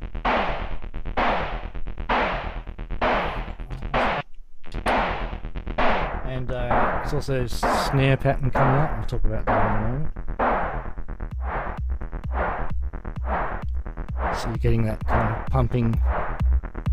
Depending on how much balance you put in, it reduces the amount of sidechain compression until when you have mostly kick, there's no sidechain compression at all on the... It's stereo, by the way, so you can take your whole stereo mix through this, mix it with your kick, a different balance level, and then you get sidechain compression kicking in there as well. So it's like a kick with a sidechain compressor on your main output bus, I guess, kind of. So through the same module it's doing that? Yeah, it's all doing this with just the one module. The sound source obviously is coming from my little mixer over there, which is playing that bass line. I can definitely hear the side chain.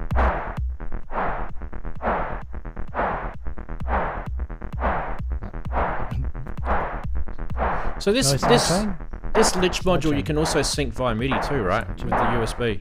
I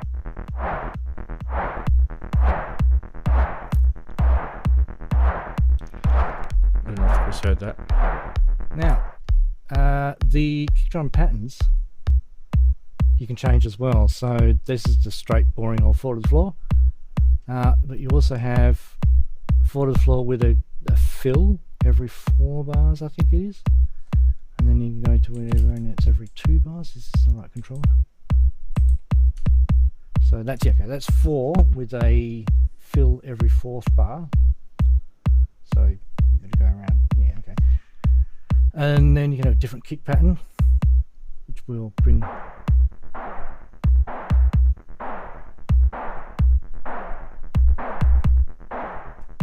and add in a different kick pattern. The audio coming through all right, guys, at your end? Yeah. Okay, because I've had to fiddle with I can hear it. Chris's It's fine. input Yeah, a sounds bit. good. So it's got some gate manipulation as well, does it, Chris? Sorry, say again. Does it have some gate or step manipulation in there? Is that kind of what you were doing just then? Does it have different it's patterns? It's basically just selecting a range of preset kick patterns. Yeah. And adding to them a fill variation. Okay. Yep. So basically, depending on where you position your knob, it'll add a kick fill never, or after the 2nd bar, or after the 4th bar. Mm-hmm. Cool. Sort of traditional, and it's So it's one of those grids things where for bass, basically. Yeah, kind of. It's one of those things where it's pretty nerdy in terms of if you're trying to explain this as a user interface, no one would go, why on earth would you design a user interface like this?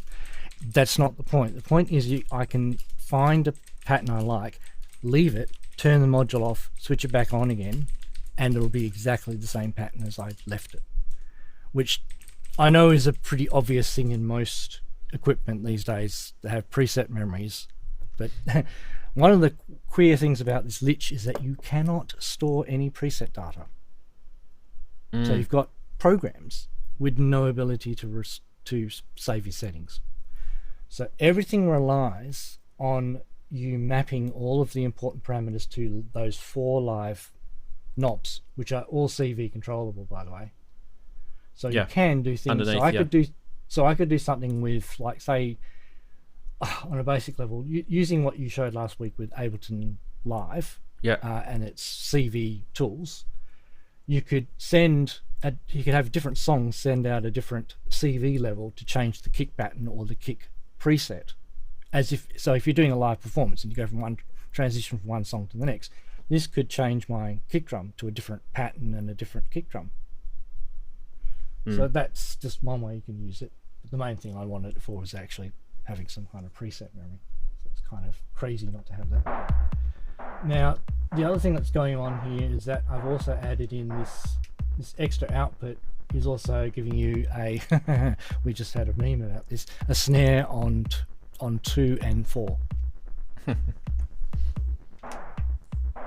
and I just turned on my light. That's good. Nice. Yep. So what's happening with this? Is it an algorithm that you're going to sell or just share, or? Oh no, this is going to be public. I'll share it like every other Lich patch is shared on our website. Yeah. It's just that it's been one of those things where it's until I got anywhere near something that I could use, there's not much point sharing it with other people. It's just going to be a frustration. And believe me, there's enough frustrating patches on that forum. Yeah. To be honest, it saddens me a little bit because I kind of went through this whole sort of product cycle experience with the patch box, those little blocks with the two knobs on them, made out of with a little 10-bit DAC on them, and that was another environment where you could visually program and people could make their own blocks, and I contributed a little bit to the firmware on that even, but it was just dropped like a hot potato.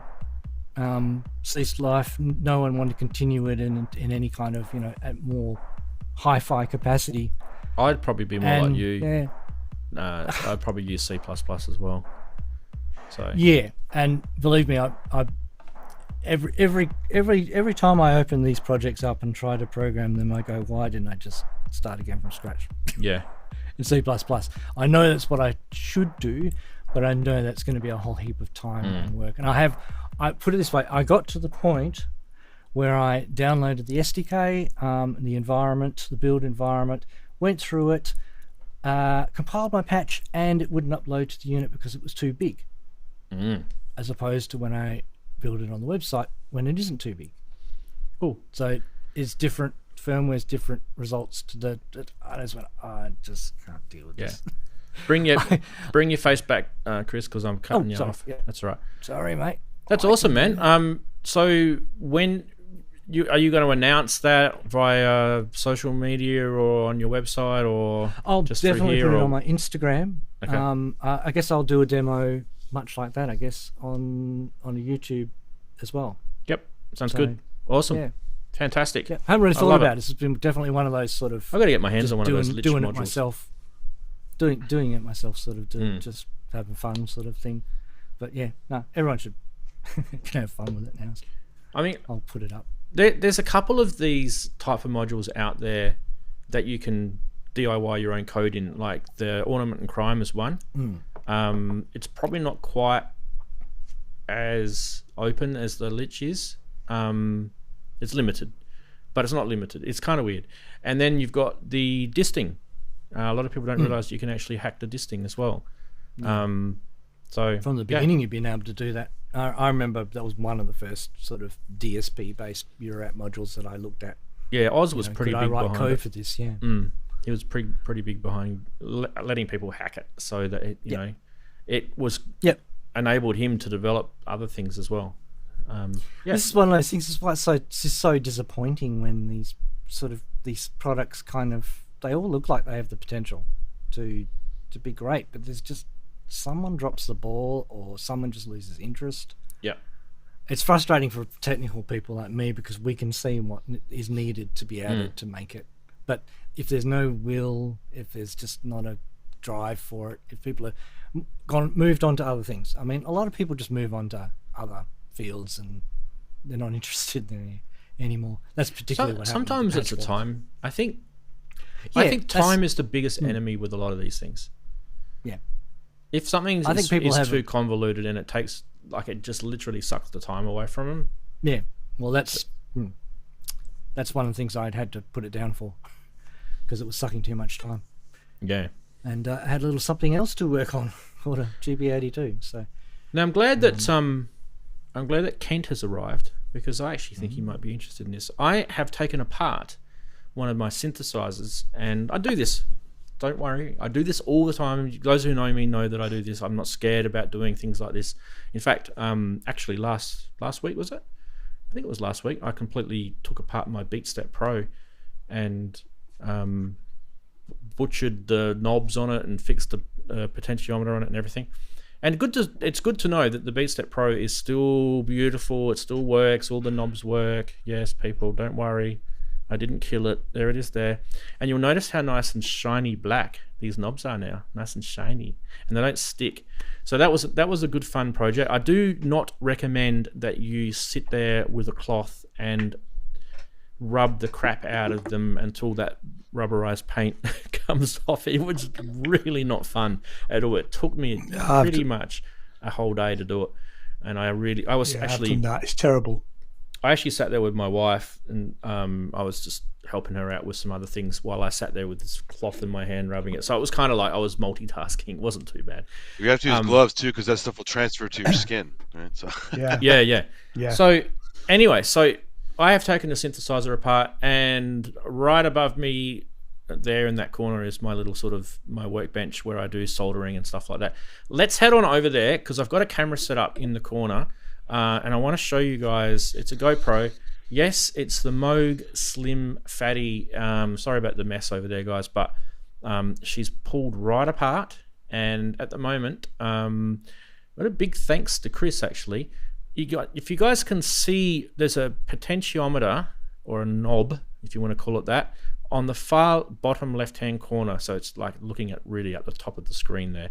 It's got a plastic shaft on it. It's a black plastic shaft. I don't have any way of zooming in. I probably could zoom in with the other camera, actually. It's the furthest away knob.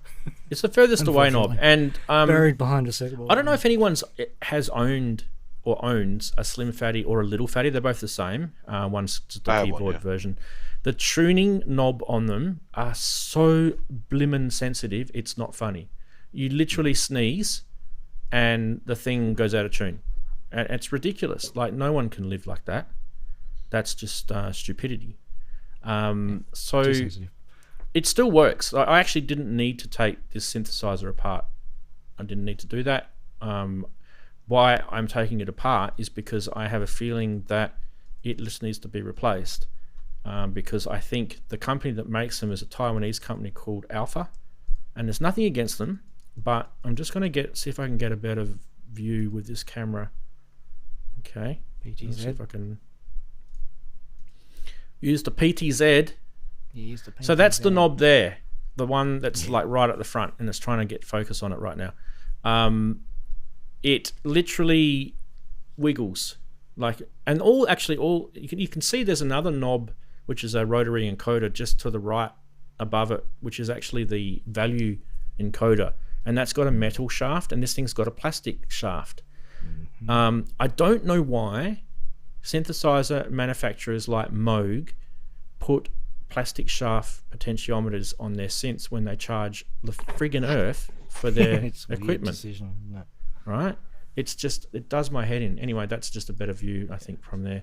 So what I'm going to do in a few days when I get this package from DHL, I'll desolder that and put the new one on. And big thanks to Chris, because we normal sort of people that don't really sort of dwell in the land of technology and electronics, I don't really have that fundamental knowledge about electronic engineering, and it's actually quite difficult to try and discover what part something is. It's if you don't have a part number, if you don't have a service manual, because they don't give you that, there's nothing in the forums. I did a really good deep search on Google. So really all I had to go by was I got my old trusty vernier caliper tool out, which is in this box here, and I measured all the little bits on that knob to get specs for me, and I probably wasn't getting them 100% correct. If you're wondering what a vernier caliper is, you guys should have seen those before, right? It's like a digital measuring tool, right? And then I was able to sort of get some sort of idea how big the shaft was, how wide, and once we sort of, Chris was actually really helpful in Discord, by the way. Once we kind of got somewhere reasonably close, it took a little while to hone in on actually which one it was that the manufacturer made. We found it, but then, great finding it, but you can't buy them anywhere. They're not available. So then what you have to do is try and find another manufacturer that makes something similar or almost exact. And then that became like a, it's like, where's Wally? Eventually, we did actually find one. So I don't know how good they're going to be. Well, I guess we'll find out. And I don't know if it's going to fix the super sensitive tuning knob problem of the slim / little fatty. But Yeah, I meant to. I forgot to make a comment about it because you did ask that in the Discord, and I had meant to answer that. It depends on how the circuit is basically implemented on that pot. If it's a simple potential voltage divider, then you can just put in different values, and you'll get a different kind of. Actually, no, that's not true. You'll get If it doesn't matter what. No, it actually doesn't matter what pot you put in there, but you'll still get the same movement. You get the same tuning sensitivity. What you need to do is probably not put a capacitor on it. No. What you'd need to do is put in a smaller value resistor with 2 external resistors, which is just not going to be. Like a series. Okay, I see what you're doing. Yeah, you'll need to put in, and it's basically starting to get into full-on mod territory. Yeah. Or if you were traced it back to the circuit board and try to work out exactly how it works, and then decide whether you could modify it somewhere further downstream. Yeah, the whole sort of replacing a knob, unfortunately, doesn't work on that type of circuit. But it might not be implemented that way. It might be implemented a different way. And there's no schematics. There's no. I mean, there are service manuals for these things, but they're not publicly available. And Moog are pretty tight-lipped with this sort of stuff. You can ask them. I don't really know what they're like now as a company that have been taken over by Akai. But anyway, quickly sort of moving on from this, last thing I wanted to say is, in my little research with trying to fix this problem, I discovered quite a lot of people, and this kind of warms my heart, right? So when I look at stuff like this, most people who own synthesizers, they're like, I've got this friggin' problem with this tuning knob. It's literally you sneeze and the thing goes out of tune. What do I do? And so guys were talking about what they were doing to their slim and little fatty synths. And it was cool. So some of them were taping the sucker down, like they were getting gaffer tape and just literally taping it down. And one of the best ideas I saw was this one guy, he got, I forget what it was, that he lifted the knob off, right? So he didn't have to take his synth apart or anything. All he had to do was lift the knob off, and he put something underneath that was kind of rubber, like a friction, made it like, and then pushed the knob back down, so that when he turned the knob, the whole thing was just basically stopping it from moving easily. And I thought that was genius. Added resistance. Yeah, adding resistance is a great way. Didn't fix the problem. It's actually, the 110. The Behringer 110 tuning knob, the famous enormous tuning knob on the 110 module that you and me and Andrew both knock accidentally and go, yeah, that's pretty sensitive. It's not as sensitive as the Moog though. No. Since you've said that, which was like over a year ago, I've always been thinking, now, is there a way that we can make a 3D printed part that sort of added friction to the knob? Because there's got serrations around the knob. Maybe we could have something that, attaches to the serration, and then when you want it to move, you pull it away, and then you can move it. And then when you want to lock, just get a rubber band, slip a glue it to the bottom. That's what this guy did. Yeah, that's pretty the kind clever. of thinking I do now. Yeah. Just one other thing too. So obviously, I'll update you guys. I'll let you know if it fixes the problem or not. But I kind of feel like if you were to compare the 110 tuning knob to this, it's about 1,000 times worse. Yeah. Okay. So literally, it's unusable. It's literally unusable. Yeah. And in fact, how I told you it was wobbly. I think obviously there's a mechanical failure with the pot at the same time. I think there's a good chance replacing that knob is going to fix it. Yeah. By the sounds of it, because the fact that part is wobbling, I've not actually seen those kind of knobs wobble, but I don't generally use long stem knobs like that. Yeah, I usually reserve those knobs for I keep it the knob, the extension, the lever, as short as possible for that reason. And that's also want to put it under extra stress. That's interesting too. Like this whole thing, when I was taking this thing apart, it was a nightmare to get to that controller board that you're seeing there with all the pads and the potentiometers. To get to that, it was literally a nightmare. And one of the nightmares that I had in getting to it was it had little M3 machine screws attached to the back panel, and for you to get it, and had like header pins on the other board that you can see there. And if you didn't get all the screws out, you couldn't get the pin headers to separate the two boards from each other. And one of the screws, well, I don't know what cheap crap they decided to buy their screws from. Did strip. But it's stripped, and it's just a little Phillips head screw. Now, I mean, I've got packets of these M3 screws here, right? So no problem. But I had to get the thing out, and the only way I could get it out is I had to Dremel a little slice into the head of the screw, so I could get a splayed screwdriver into it. You made your own flathead screw. And you're doing that on a circuit board, with the thing still on a circuit board. Metal shavings, and you're going. Yeah. I mean, it was a nightmare. And this is like, okay, so I love Moog gear, but the stuff that they put in that Slim Fatty is shite. Like, it's absolute rubbish. So don't believe the price that you're paying for stuff is always going to necessarily be what you're getting under the hood.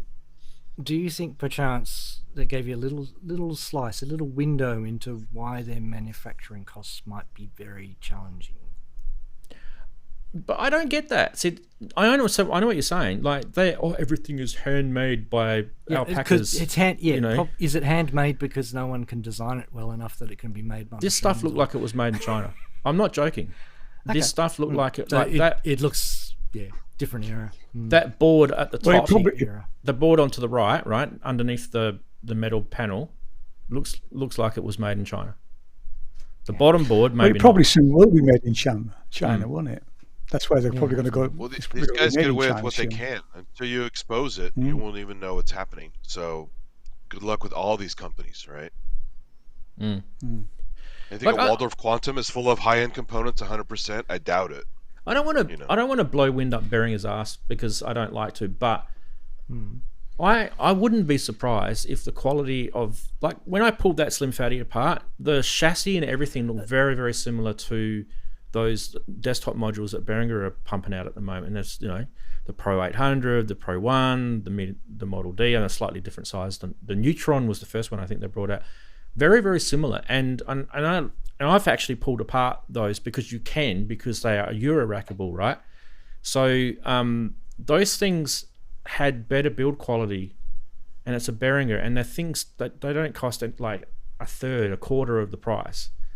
So I don't know if they're made by hand. Slightly shattered, yeah. I'm disappointed. Like, I'm not angry or anything. I probably sound like I am, but I'm not. But it just surprised me that, like, there was cheap quality screws, the cheap quality plastic shaft potentiometers in this synth. So I wonder if this is a symptom though of what happens to a company that's used to doing everything just so, and they just buy the most expensive components and put it together, and then someone says, no, you got to save money, you got to stop buying these expensive screws. Well, what do you want me to not buy? Well, find something cheaper. Oh, okay. Their job is making stuff, designing stuff. They're not good at working out what's the most, the cheapest but still high quality component. Whereas perhaps Behringer are kind of making a profession of this, trying to work out how to keep the costs down while keep the quality in, just that right balance. So that I think you might be right there, Chris. I mean, I have to say, the only Moog I've ever owned was a Prodigy, and I hated it. I thought it was rubbish. Build quality was quite poor, and that's obviously back in the 80s, really. For me, and I've played quite a few Moog since, the build quality never seemed that great on any of them. Yes, I would still like an original Model D, because it probably was hand built when Bob owned the factory. Kent will know. But I always thought they were overpriced for what they were, and they were selling the name, And I think you're right about Behringer, although there's issues with the owner of that company. You know, the couple of things that I've got from Behringer, the Model D that I've got, you know, from Behringer, is built really well. And I had to take the top off to get to calibrate the bloody thing. You know. Oh, that's a nightmare. Yeah, you know, it took a while, but Yeah. you know, once it was done, it was done. You know. Yeah, I have a Moog Rogue and a Slim Fatty, and you know they're decades apart, right? But they're both kind of the low end cheap stuff, so I didn't expect them to be perfect. But like the Theramini's pretty cheap as far as cost, and it's well built. So I mean, some of their cheaper stuff is nice. You know? I mean, I'm not kind of. I don't want to sort of like bag Moog out to the point where, you know, we're catching them on some sort of scam here, but because it's not like. But I just noticed the other day I was whilst I was doing this little job, I was watching a video of someone releasing a synth, and I forget who it was. It might have been Oberheim. I think it was Oberheim. And when you watch the original, if it's the OBXA, the new one that they did, which was 2022, I think they brought that out. When you watch the original 2-minute, like, this is our synth high, you know, couple of things we want to tell you about. One of the things they mentioned in the video is they use metal shaft potentiometers in it, which I thought was interesting. It's kind of like, you know, I'm in this world at the moment where I'm looking at potentiometers and my ears went, what? Oh, well, how often do they mention that? It's kind of weird. History, life's full of little coincidences like that. You do something for the first time. Now, I've never done this before, and then you hear something on the radio or hear something on a YouTube thing where they go, "Are you looking over my shoulder?" Yeah. Ooh, serendipity or whatever it is. It's quite bizarre. Changing potentiometers is not something that I've never done before. I've done it thousands of times because I did the beat step literally the week before. In fact, that was actually probably a more difficult job because the potentiometers on the beat step are a very, very specific type, and they're surface mount. It's a surface mount board, but they're the only kind of like mechanical through hole part on that surface mount board, and they're very low profile. So if you're ever wondering if your beat step stops behaving properly, it's probably because you've broken they'll be very, very weak, those potentiometers, because there's literally no give. If you just bumped it into this, you know, if it slid off your desk and the pots knocked something, it would easily bang it against a door frame on the way. Yep.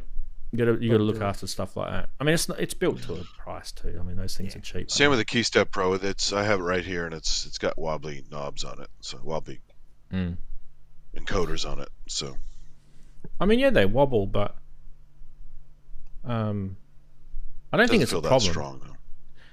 It's like a Hydrasynth, which is a case-mounted, super durable stuff. That's I guess you got to kind of think to yourself, like, if you buy something, this is kind of where I was going with this. If you're going to buy something and money's tight, and you're thinking to yourself, "Gosh, I would really love to get a Moog," or I know we're picking on Moog, but so I can't afford a Moog, so I'm going to go get a Behringer. I'm going to get a Behringer Model D desktop. And then that thing's got to last you for years, because, you know, the next time you can have money to be able to buy another synth. People aren't rolling in money that haven't got number one songs on the radio. Do you know what I mean? When they're buying their gear, they're buying it usually out of love. They're not buying it because it's a business. Your music is a hobby, and the hobby costs you. There's no return on that cost. It's literally, you can't claim it on tax unless you've got a business. There's all kind of this financial thing that you got to look at, right? So you're doing it out of love, and you know the Behringer thing breaks after 2 years or 3 years. You're going to have to say to yourself, well, I kind of deserved that because I couldn't afford the more expensive. But then the reality is that you probably could have bought the more expensive and fished out 4 or 5 times the money, maybe even more. I don't know, what's the Model D reissue worth? They're like insanely expensive, like $5,000 US or something like that.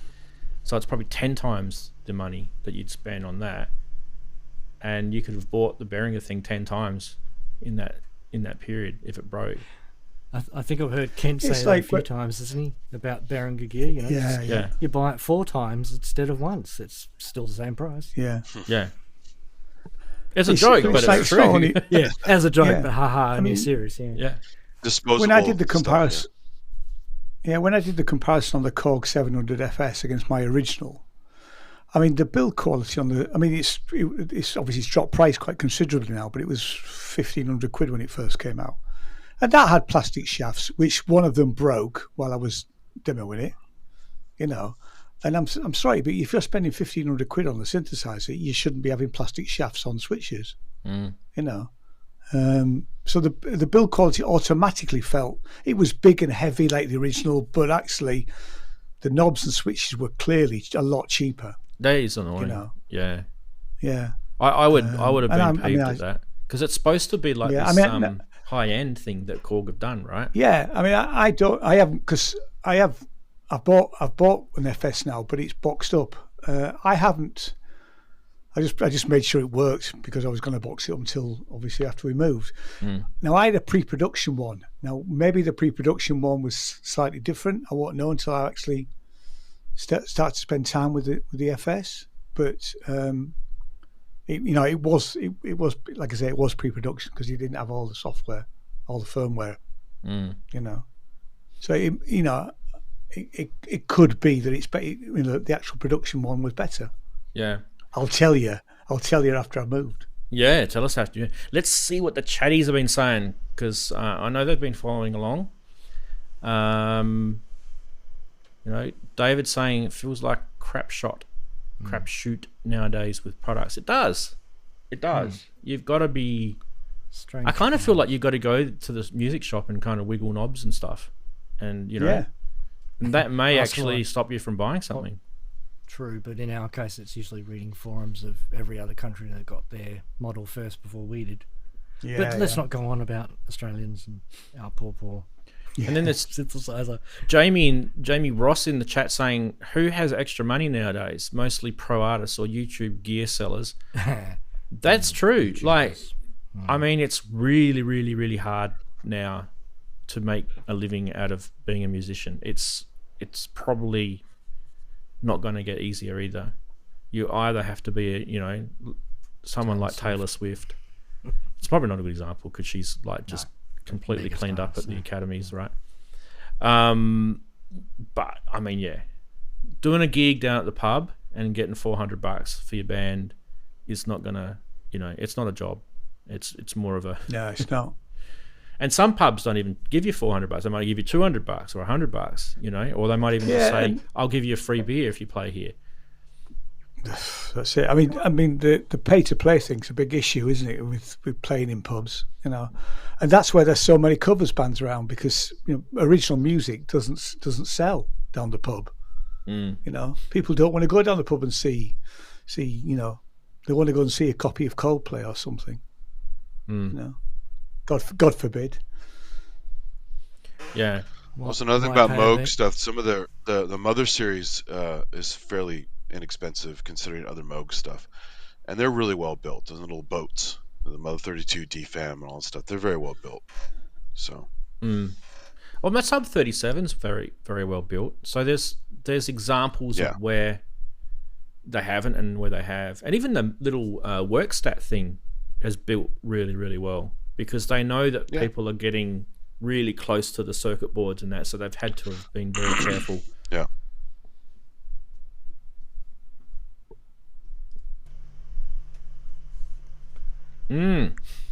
So, what we should do now is, actually, this is a really good segue to talking about used gear, vintage gear, right? Because one of the things that you're going to have to do if you've got old gear, like the Slim Fatty is not exactly a new product anymore. I bought my Slim Fatty in 2013, so that's 11 years old now, and I think they were around since about, someone can quote me, I think they're about 2008, somewhere around there. That's when they first came out, maybe 2009. So they're getting on, and if you do buy, and that's nowhere near a vintage piece of gear, but if you do buy gear and you want to hang on to it and you can't afford to send it back to the manufacturer to get repaired, you're going to have to learn how to maintain your gear. In some cases, you can't. You've got no knowledge on how to do it, so you're going to have to send it off to your local Kent Spong. You know, there's a you know, every There's city only one would probably Kent have a Kent Spong, but no one will be as good as him. Let me tell you that. And it's not because he tells me that. It's That is because true. I actually know that no one would be as good as him. However, let's have a look at some price watch stuff, and who knows? I haven't scared you off, hopefully.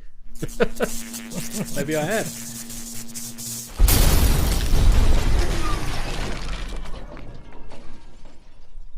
Which one are they going to start with this week? Oh, you're going to start with that one. Why does it always start with the wrong one? Actually, you know what? I'm going to change it. I want it to start with the one I want it to start with.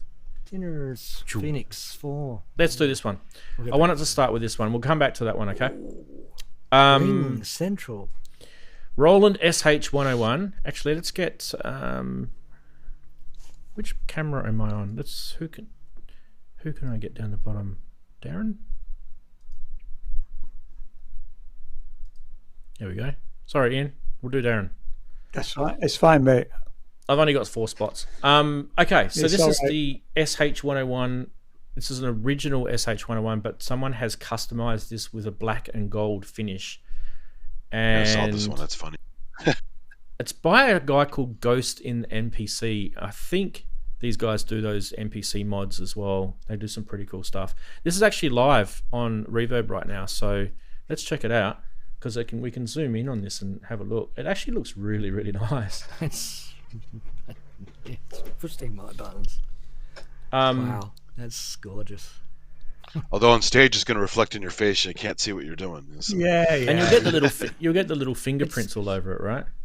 Yeah, it's I'd too almost blingy. I'd rather have one of those on my wall than a gold record. I agree. Yeah. I think that's a cool thing yeah. for You that. know, I'll take this. Yeah. Well, Sure, it's yeah. it's 11,975 Australian dollars, or it's about £6,000. So, it does look really, really swanky though. It's definitely. Yikes. Ghost in NPC. There you go. Godzilla is the one of one custom black and gold Roland SH101. The Ghost in NPC is a Japanese guy. Okay. Said Japan. And Yeah. So, brackets. whereabouts is this? This is in Vancouver, in Canada. There you go. I saw that one and I thought you guys would be interested in it anyway. So, yeah. All right. What else have we got? We have also got this one, which is the Lindrum. I can't remember if this is another one or if this is the same one we showed. I'm pretty sure it's a new one. But holy schmackers. 54 grand or 27,000 pounds for a drum machine. Yeah, peanuts. Darren, you gonna buy 2 of them? This is in I'm Bologna, stacking in them. Italy. He's having a Buongiorno. laugh, isn't he? It's not like you can't get the LM1 sounds. This is actually live too as well. I should do this. Where are we? No. There we go. I mean, this is the original one, isn't it? The LM1's the first one he made, Roger, Yeah. didn't he? Yeah. Yeah. So it some is. people still say that this is the better one to get. I don't know. It's a massive tank of a thing, isn't it? Serial number 382. I mean, how many did he make? How many did he make? Is a Don't good know. question indeed. I honestly don't think. Really, I'd be very surprised if any of us would blow 27,000 pounds or 55,000 Australian dollars on a drum machine. I don't care how bad you want it. I just don't think that's going to happen. Yeah, what do you guys think? It's a bit cheap, to be honest. Darren says it's worth that's peanuts. If it was Yeah. Also, sat Ranzee, by- I have one in private chat if you have time for one more. I think Kent will like that one. All right, we'll have a look. Okay, this one is also, I thought was just interesting. This is the electronic. Has it got LSD all over the knobs on this one? With a name like that. No. The Nava 909 drum machine. It's $1,900 Australian, or about £1,000. I mean, it's cheaper than buying a 909, but you might as well just get a Behringer. You know, I seriously think this is probably better quality. But this is also live on Reverb as well. You should check it out. It is very, very cool looking. I think there's a photo of it in the dark coming up, so I want to get to that. It does look really cool. I'd never seen one of these before. So Yeah, either have I. Is this some kind There of you go. partnership with Erica Synths? Because that little man next to the A is an Erica Synths logo. Yeah, he's like a little alien If I'm not guy. mistaken. Yeah. Isn't he the Erica Synths Could be. logo? Like, maybe Could be. it's What does it just say? generic- Let's go down unless it's here. generic clip art. Let's see what it says about this thing. Doesn't say much. It was built in the year 2020, so it's not an old thing. I mean, look, yeah, at the end of the day, how much is the RD9 by Behringer? It probably doesn't look as cool as this, but it'll get the same sounds, right? Pretty much. Not sure if it's for me. But it wasn't that bad in price. This one is the one I showed at the start. I thought I'd leave it to the end. I've never even heard of this before. The TINRS Sinton Phoenix 4 modular. This is one of Aphex Twin's special units. He loves the Phoenix. The Phoenix, right? Or Phoenix? Phoenix and the Syrinx. He loves those two. Phoenix. Okay. Yep. It's about £5,500. This is the last one made of a limited run, serial number 100 of 100. I guess this is new, but it says it's used. Okay. Anyway, so just quick read of this. Ooh, I don't really know. It's got like bamboo stands and rack ears and a little box adapter that's called a banana box, which has got 8 banana jacks plus a whole bunch of other stuff for cables. So you can see it in the photo. I'll go to the Reverb listing again. Yeah, Syntown was supposed to reissue stuff at Super Booth at one point. I guess they gave up. I don't know. I haven't kept up with it. But they're supposed to come back. So this is basically like a modular system, but it's an all-in-one, you know. It's interesting design on it, isn't it? When you look up close, it's kind of, you don't see it with those far away photos. I do know a Actually little pretty bit cool about, looking. I do know a little bit about this because I did watch/listen to a podcast with these guys. Yeah. This is not rocket science. The original Phoenix was designed and produced by some other people, and they bought the rights from them. It was all an amicable agreement. And they bought the rights to them to continue the project, so to speak. And I think they always intended to make something very high-end and very limited and run. But what they are now doing is taking parts of what they've developed in there and turning them into modules and selling those. Yeah, well, So they kinda use it as a we've played with that. This is not rocket science modules before, like on the show. Yeah. So this is where that kind of stuff started. So this is sort of like the first thing they designed, and then the modules are what we're seeing coming after. So that gives you some idea. Chris, I don't think it's going to cost you 11,000 Australian to put if you were to get a eurorack module system and get all the functionality that this has got with various different brands of eurorack modules, right? It may not sound exactly the same, but the functionality, right? It's not going to cost you $11,000. That's kind of where I'm going with it. So I feel like part of that price is kind of the look, the design. It's kind of one of those, it's a bit of a teenage engineering sort of theory thing going here. Absolutely. It is, but it's also meant to be a high, I don't know if you've heard of COGS, costs of good manufacture. Yeah. But basically it's meant to be a very high COG. So basically they put a lot into it and they're producing a few number of them, so that's why it's quite a high price. Yeah, 100 of 100, yeah. Yeah. Yeah. But it is one single, believe it or not, that is one enormous circuit board. Yeah. Look what Gregor says in chat. Give me 11K and I'll build you a Eurorack case that will crush it. Go, Gregor. As I said, it's interesting, but it's not my cup of tea either. Rance, it's 11 grand is far too much. Kent reckons they got wasp knobs on them. They do too, don't they? I think they do. They look like wasp knobs. Yeah, they do. Yeah, they do. They're kind of. They've got the. I'll give you guys another look at the other computer here. They've got like a. Oh no, you can't do it that way. Hang on a sec. Let me do it this way. Zoom in better. The little white pointer thing is kind of. It's sharp. It looks like a a rocket, an asteroid. An asteroid, the little asteroid guy that goes around like that. Yeah.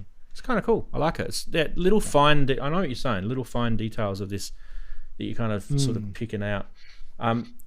Expensive to design and prototype, but yeah, why should we have to pay for that? You don't really sit there and stare at a snip. I know you do. Like there are times where you do, but it's not it's not the thing that you do. I don't know. It's not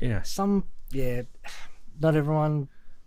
It's not for the general population, I guess I'd say. It's for people who are really seriously into it and can justify it. I mean, you could get a really awesome arts grant probably and afford one of those.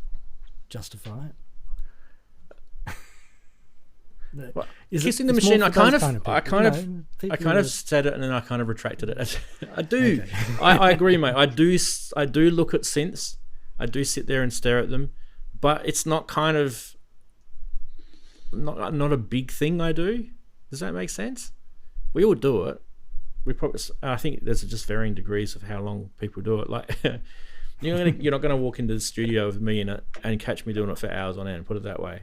Are we still talking about looking at synths? Yeah. Sorry. I know. I had to quickly answer that because I know you were being facetious. Yeah. Yeah. I do think it's quite attractive looking. It's just not something that I would. Yeah. Yes, it's for the people who rock up in the Ferrari and put it on the back seat when they're driving at home. That's definitely right, Gregor. You're absolutely on it. Right. I think that's probably about it for all the regular segments and everything. So yeah. Do you want to see that one in the chat? Now, which chat did you put in the VMix chat? Private chat, yeah, VMix chat. Okay. I know Kent's on here, so he'll like it. It's an oldie thing. Can you do it again? Because it's got like microphone turned off, microphone turned on about 400,000 times, and it's like disappeared. That's in there too? Oh, weird. Yeah. Okay, hold on a second. Just chuck it in there again for me. Where it tracks all that stuff. Here you go. There you go. Oh yeah, sure. We will definitely. Oh, I saw this. Yeah. Okay, let's do this one. Actually, it was there last week too. We didn't get to it, so. Yeah, I can't remember why I didn't show this, but it's no big deal.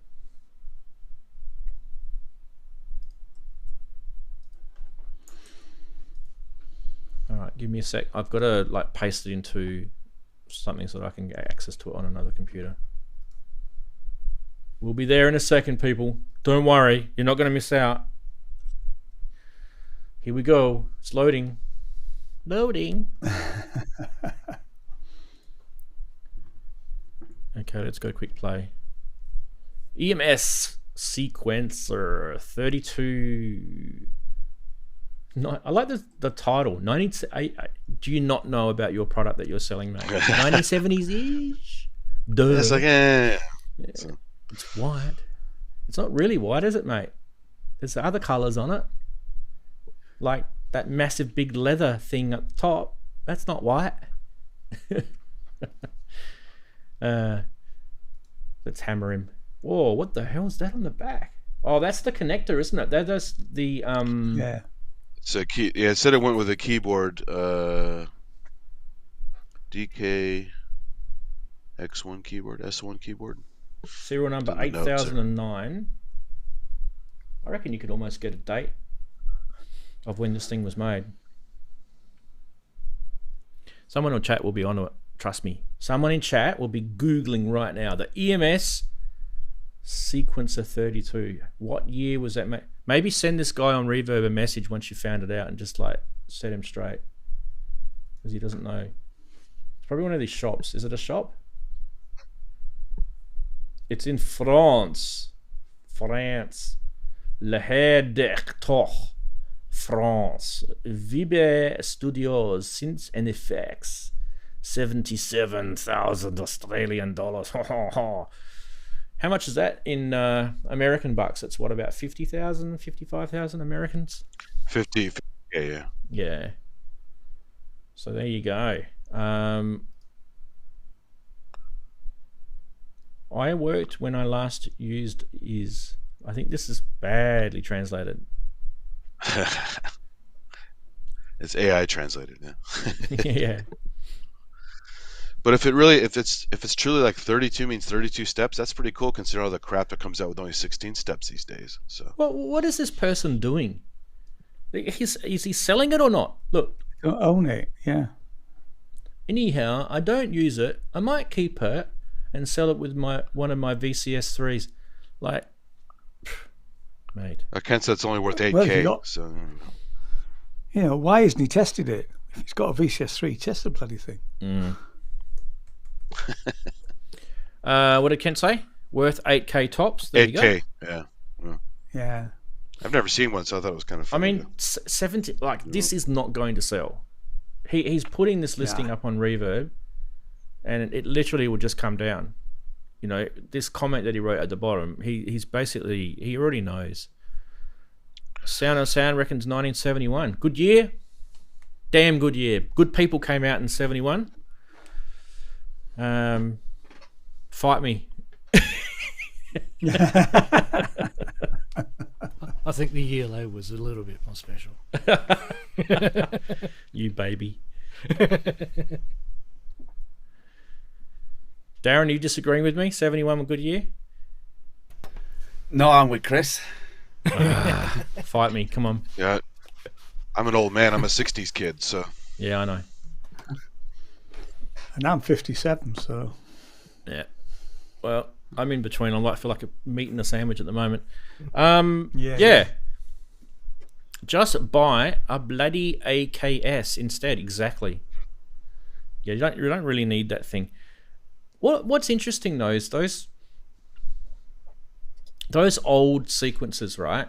The digital technology that was around in those days to manipulate, you know, memories and stuff like that. It'd just be very interesting how they made those things, I think. Sorry, I've got to go away. Yeah, so I don't really know, like, I'd love to see the inside of that. It'll be a mess, but it'll be interesting how they made it and like what are they using to record, like, you know, because it's got a recording feature on it, right? Record, play, erase. What are they using? Is it a tape? Is it a tape inside? Imagine that.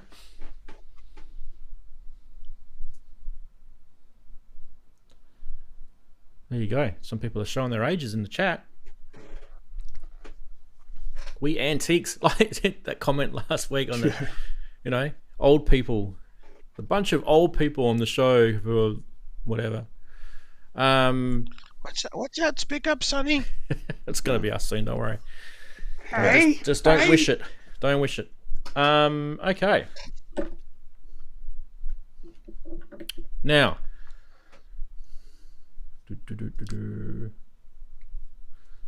Right, what I'm going to do next is, Ian, I haven't sent you this stuff yet, but last week I mentioned on the show, you might have probably saw it when I started the show. I mentioned that I'm going to give some tracks to Ian to put up on Bandcamp to download for anyone who's bought the Gates album. You're wondering what the Gates album looks like. Have I got it here? Why is it at the bottom? Anyone bought that, not the actual CD, but the actual album from Sinners Music, which is Ian's. He's that guy, if you're wondering. I'm going to add a bonus track on Bandcamp. You can only get it on Bandcamp. You won't be able to get it on your streaming platforms. And I am going to do a reprise of the second track, which is called Farm. Focus, you bastard. What's going on with you? Yeah. Sony. There you go. And we'll call it reprise with a Z. A Z for Andy. So that will be, there'll be a bonus track, and there'll be that coming out during the week. And Ian, what's the best way? Do people just who have downloaded it, will they get notified automatically? Is that how it works, or? I'll have to look into it. I think the best way is because they've already bought it. I can just send it to them. Well, I don't want to create work for or I can add it. I can add it. I think I should be able to add it to the album. So anybody buying it would get it as an extra track. We can do it that way. And do you want me to replace the don't replace the farm track? Yeah, add it. So right, okay, add it. So I'll add both of them. So anybody that's already got it, you might, if you've already downloaded it and it's not on the Bandcamp app, you might have to download it again. Yeah. But send it to me and I'll do it. And if you send it to me via WeTransfer's best rather than Dropbox. I don't like Dropbox very well. Yeah, WeTransfer's fine. I'll do that. So it'll be during the week. I did promise it'll be last week, but you went here. I wasn't around, was I? Yeah. No. Anyway, I don't want to create work for you, but it'll obviously create a little bit of work for you to upload. It'll probably be the middle of the week because I've got I start a dance project on Monday actually, which is interesting. Yep. More about that next week, I guess. Yeah. So there was something else I wanted to do as well. So we've been talking about doing this for ages, and that is the Utopia remixing project. I have got everything set up for the stems to be downloaded off of I think it's Dropbox. If it's not, it'll be somewhere else. Anyway, whatever it is, wherever it is, what I need to do is I'm pretty sure I remember who most of them were that said that they want to do it. So those people I will send the link directly anyway. So anyone else who wants to be part of this, you can just flick me an email. My contacts are on the channel under the About page of the YouTube channel.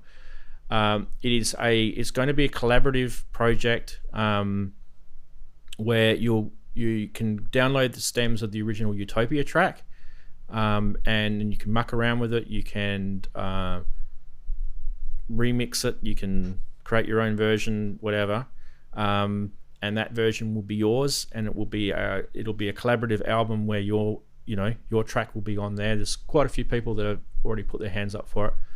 I've also got at the start of the show, you would have heard it. I've also got a Utopia Part 4 coming out. That start of the show version was Part 3, which Ian's already put up on Bandcamp. You guys can download that now already. Yeah. So Utopia Part 3 will go on there. Utopia Part 1 and Part 2 are already out on streaming platforms, so you can get those already. But we'll put those on there as well. So it'll literally be from me, Utopia, all the way through to Utopia Part 4, and then all the rest of the collaborated artists who have done their own versions and remixes and stuff like that. So I'm going to be sending out those links to people during the week, so watch out for that. How long do you want to do it for? I mean, I think, like, what do people need? Like a month? I mean, this is not like we're not urgently needing to do this. It's not like, let's get it in before. I can safely say from my perspective as much time as possible, but I don't want to annoy everyone. Same for me as well, actually. But what we'll do is we'll just play it by ear, right? Because there's got to be, when you think about it, there's got to be, your submissions you've got to go off and be an artist and create those, and then come back. We're going to need someone to master all of the tracks so that when the album is actually put back together, it has to kind of fit, in a mastering point of view together. So you can't have massive dynamic volume issues. So I will probably do a basic mastering, and then I'll let Ian tell me whether he hates it or loves it, and if he hates it, I'll fix whatever needs to be fixed, I guess. So we'll kind of do it that way. Hate's a strong word. I wouldn't hate it, but mastering, not the song. I know what you mean. I know what you mean. Yeah, I know. Yeah, the master. Yeah. Yeah. So that's going to take a little bit of time, but you guys don't have to worry about that. So So by the time we, get all the submissions back, put it together, mix it, master it, and then work out what sequences it's going to be on the album. It'll probably be a good 3 months or so, I reckon, if that, maybe even more. So, Great. Cool. And then once it's done, we'll do it the same way as we've done it before. Ian, we'll do a Bandcamp release for people to buy, and we'll do and then obviously we'll do a share of profits with that for all the collaborators. Sure. And I'm thinking about donating something to charity. I haven't worked out what charity I'm going to do yet, but Cool. Because I don't want to take the profits myself for this one. And then we'll pop it up on streams afterwards. So,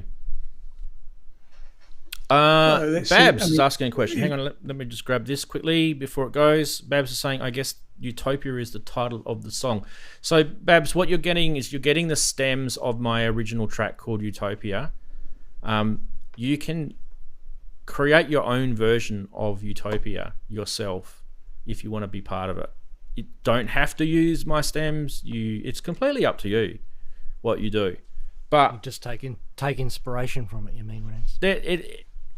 I mean, loosely feeling is that when you listen to this song that you make, not the one I made, the one that you make, it has to give you a feeling of Utopia. That's kind of the thing. A bit like Hardware Jams challenge. You could treat it In a as- way, yeah. But it's not going to be a theme is challenge. Utopia. Yeah. It's going to be a challenge. time-limited It's challenge, like yeah. Take the pressure off. Kind Yeah. of thing, Without challenge without the challenge bit. Yeah.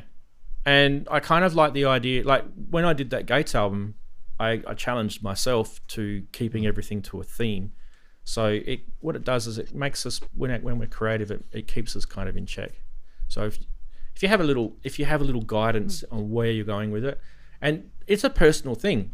So when you do your Utopia track and it makes you feel like you're in Utopia, that's a personal thing, and it may not be the same for someone else, right? It may not be the same. Like my track Utopia may not make you feel Utopia, but that's not the point. The point is it's a personal thing, because everyone that creates art from the heart, right? Yeah. From emotion. So I want that to be your inspiration. I want you guys to create from your heart, and put a bit of love and sweat into it. That's kind Just of want us to. the, You just want us to express a bit of our passion, I think. yeah. Utopia is a good word, because if you kind of sit down and contemplate your navel, think about it for a bit, right? Meditate in the corner, think about the word. What does it mean to you? And then think, okay, musically, how am I going to represent that? Although in television, I think it was a war game. So, Yeah, it was. Yeah.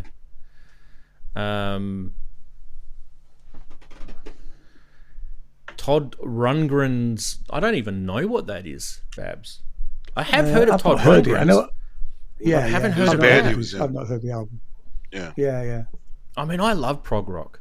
I mean, I'd hate to say this, but I kind of feel like the music I make now is heavily, heavily affected by progressive rock, and I'm talking about bands like Genesis and Yes and Emerson, Lake and Palmer, all that sort of stuff. Pink Floyd.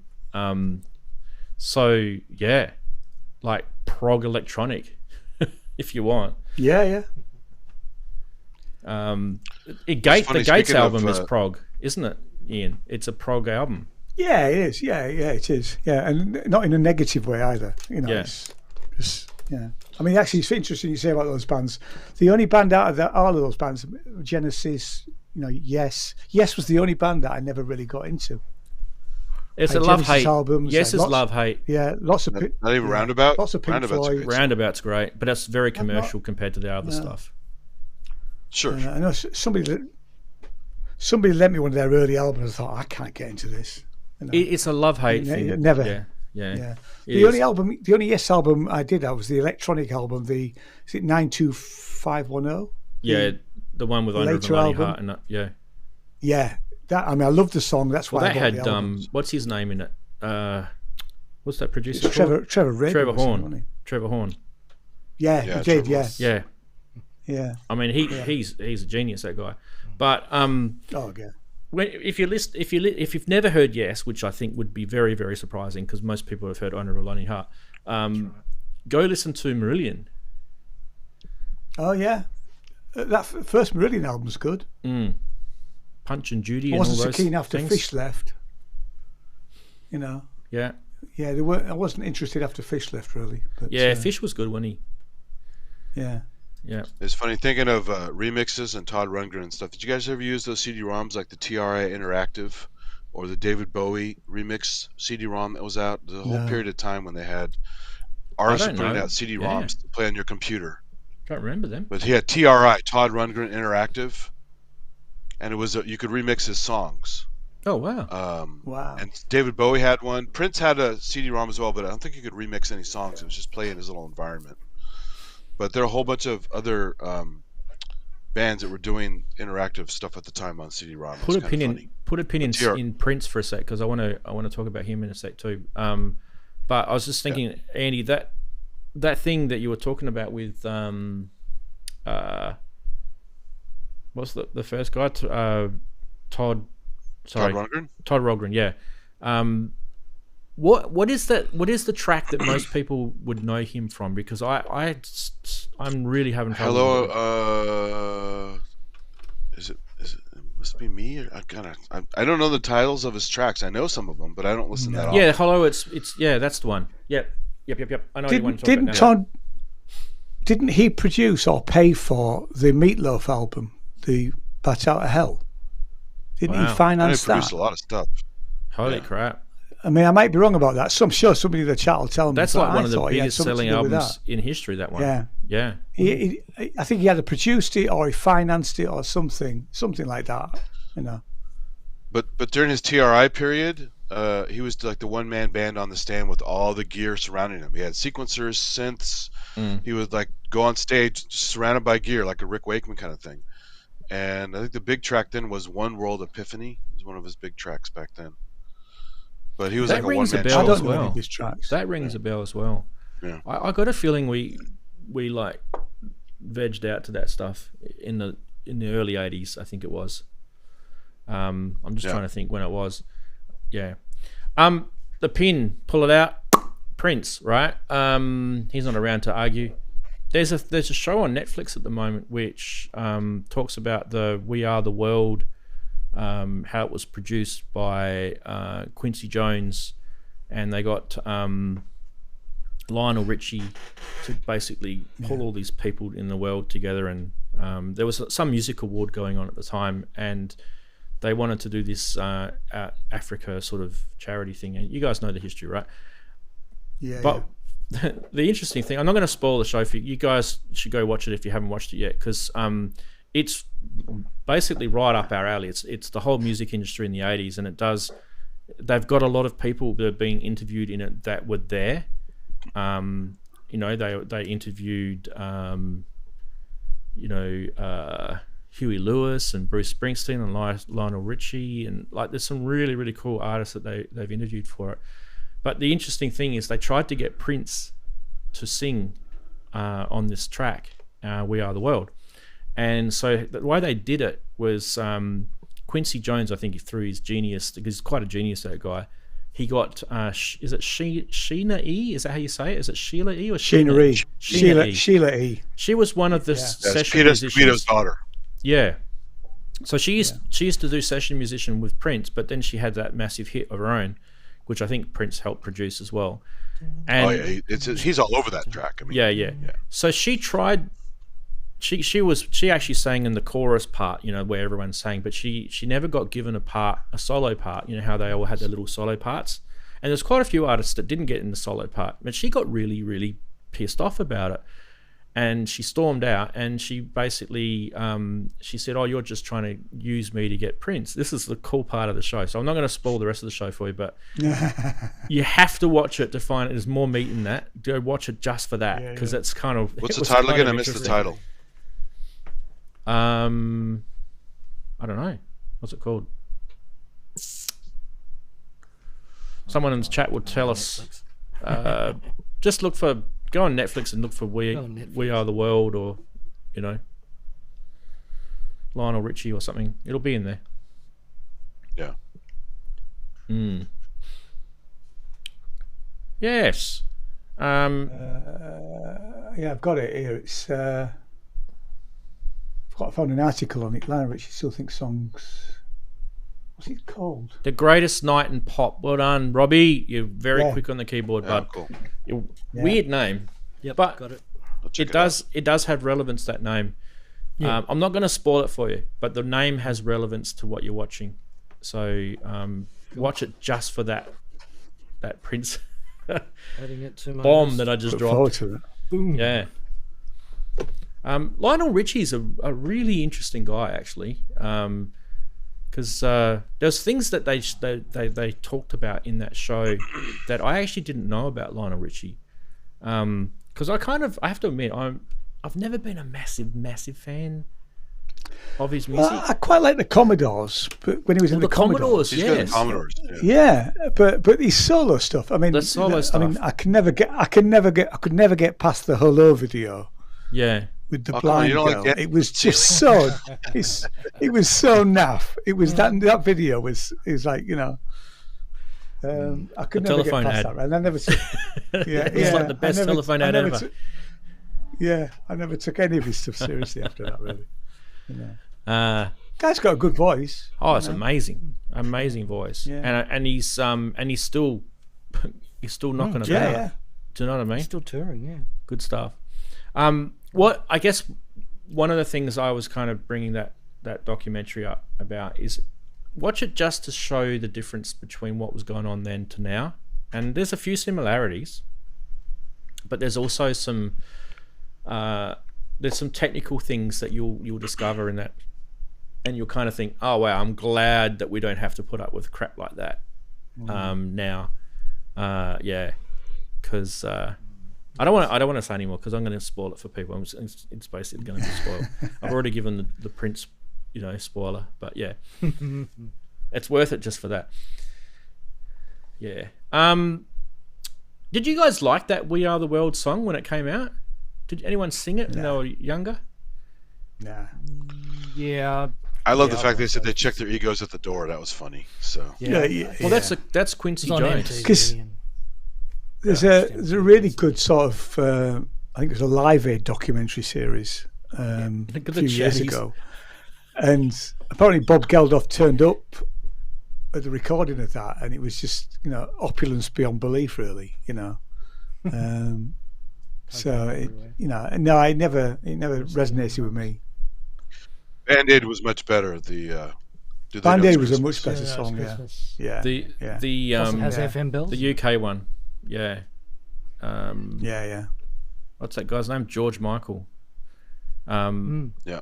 There's actually another Netflix documentary about George Michael that you should probably watch too. Yeah. Oh, the Yeah, Wham even if one, you I saw don't like really him, good for that. even if you Yeah. don't like him, The watch Wham it one's great. Interesting. because it has Andrew Ridgway in it, right? It has him all over it, and Yeah. I just remember when I was younger, I just remember pretty much if you were sort of watching Wham, you never really it was all about George Michael. Andrew Ridgway was kind of like this guy behind, but like he lived this real rock star, flamboyant life, going down to Ibiza and driving in Fast cars, convertibles wasn't it? It was and the cars. cars. The suntan and it's crazy lifestyle. Yeah. That's the 80s for you. But yeah, watch that one too, because there's some interesting things about that Band-Aid thing in that. Because I think at the time, George Michael wasn't necessarily like massive. He was kind of starting to become massive. It was kind of very on the cusp, and that Band-Aid thing kind of launched him as a solo artist. Back to the Way of the World real quick. Do you guys remember we had Hands Across America around that time? Yeah, I remember that. Oh God, yeah. They tried to join up all the people across the states at a certain time, and Yeah, that it failed was very big time, silly. didn't it? Yeah. Well, we have large swaths of desert and nothing there. How are you going to do hands across all that shit? Imagine Right? doing it in Mountains. Australia. Yeah. So I remember I was actually I was gigging the night that Live Aid was on the TV, and I sort of stayed at home that Saturday and watched it until I went to the gig. And I was in this grotty workingmen's club in Doncaster, I think it was, and nobody in there was interested in Live Aid. And me and the band got them to actually put Live Aid on the TV in between our sets, you know. But clearly nobody in the place was actually interested. And we thought this is a momentous occasion, which it really was. Yeah. You know.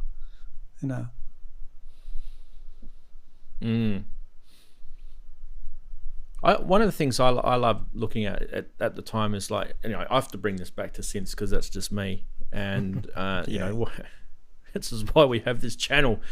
I like to look at like what synths they used and the sounds that they make, and like I just nerd out on all this. Like I was nerding out on Michael Jackson a few months ago. I'm nerding out on at the moment I'm nerding out on Eurythmics, if you're wondering, and I just love Dave Stewart. He's a genius. He's a genius. Yeah, that guy. Dave's great. Yeah. Well, she has a great voice too. So.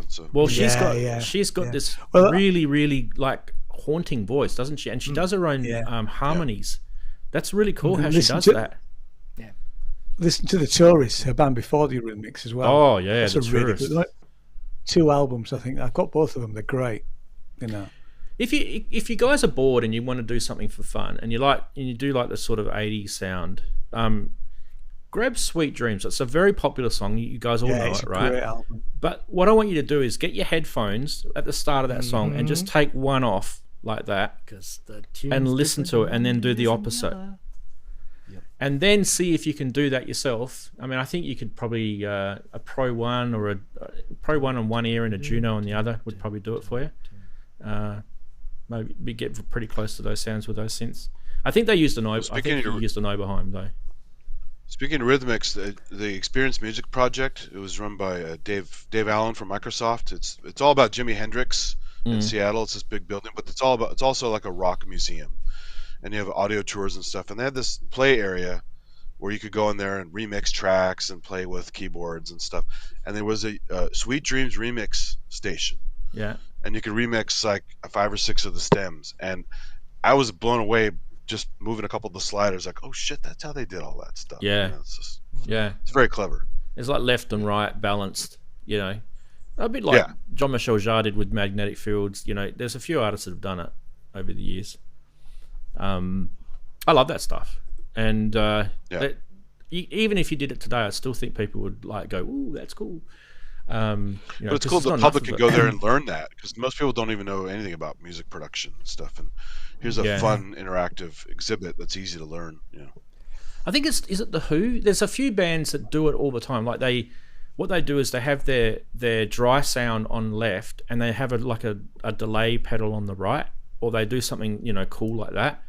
I like that sort of stuff. It's kind of a lot of it's probably done in the mixing part of the studio, right?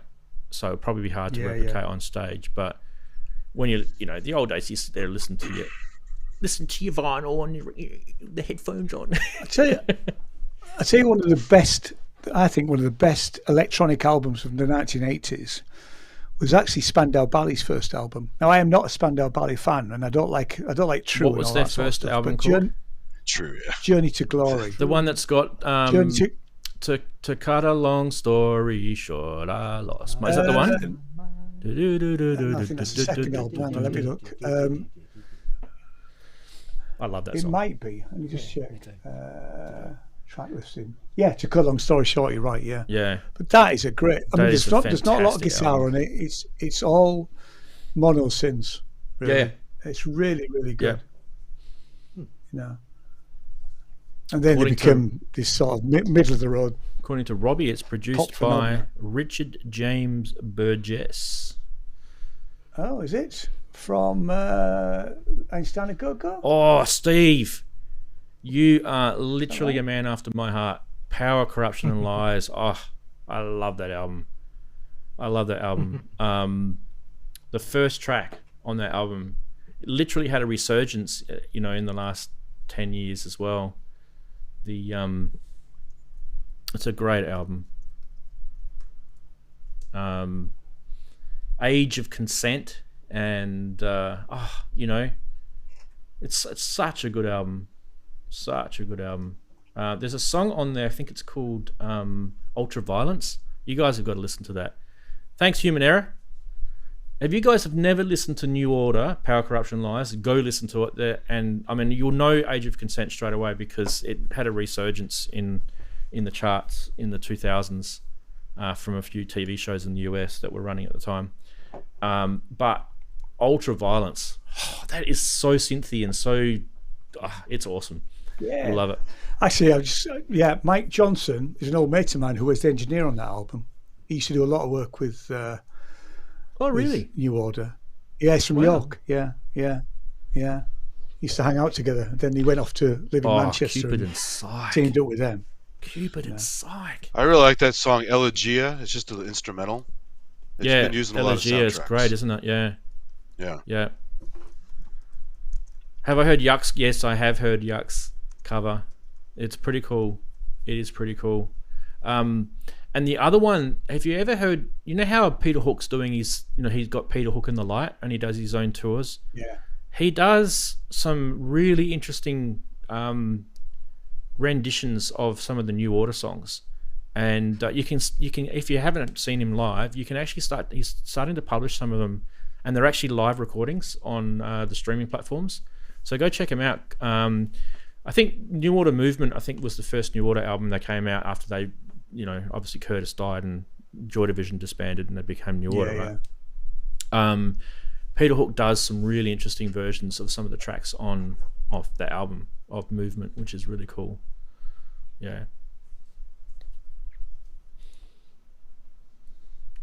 I want to go back to Cupid and Psych because that one also was something that I did, listen to quite a lot in the day.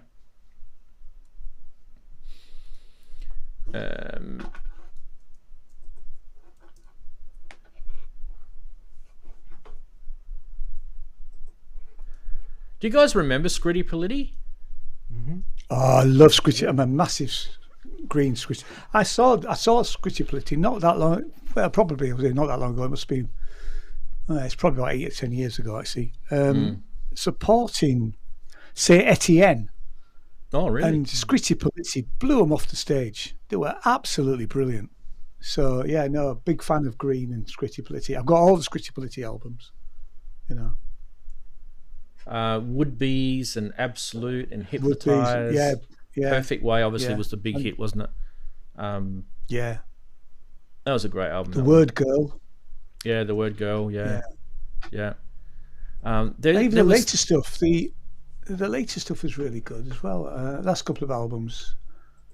I don't need to look it up actually. Who produced it? Who produced it? Because if you listen to that album, it is so clean. Like it is actually really well produced. I can't think of who it was. It's a Virgin, so it might have actually been Sir Richard and his little merry men at the time. What was that? What was his studio called again? Where Tubular Bells was done. Was it called The Virgin Manor, wasn't Studios? it? The Manor or something? Yeah. The Might Manor have been done there. So where are we? Scritti Politti. Arif Mardin. Okay, I don't know. I haven't heard of that. It was really, really well done. Like it's like one of the cleanest sounding mixes I've ever heard. One of the, not the. I mean, my favourite was Provision. That was the mid-80s album. Yeah. And then they had a big break, didn't they? I loved Provision. I've got all of them. Yeah. But White Bread and Black Beer was the last one. I remember buying that when it came out, which was 2006. Hey, Ranzee, when you get a chance, check out the link I put in the chat. It's an animation a guy made. It won an Academy Award short film animation thing. It's all Elegia as the soundtrack. It's really cool. Green's the singer, wasn't he? Was his name Green? Yeah. Or something? Green Yeah. something. Green Garside. Green Garside, that's it. Yeah. I was just trying to think, like, what's his name? Yeah. He's got a very unique voice, hasn't he? Yeah, high register, isn't it? It's Quite a really- high register, but it's almost I don't want to say it because it's probably not quite correct to say, because like some of the English regional accents can sound a bit American because of obviously the American accent was originally influenced by the British, right? So, but it does have a slight American twang to it. Yeah, I it should does. say. He's from Leeds. He's from Leeds, you know. It's from Right. 40 miles So- down the road. So Yeah. that doesn't surprise me because I know what people No. from Leeds sound like Yeah. in a general. But he point, hasn't yeah. got a Leeds accent really. He might have, not when he's singing anyway. Maybe when he's you know. singing, yeah. Yeah, stay away He's from that damn Welsh. American accent. It's terrible. Right? He's So- Welsh. Wow.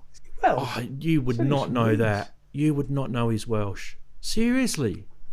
Because Welsh people have completely different accent to that.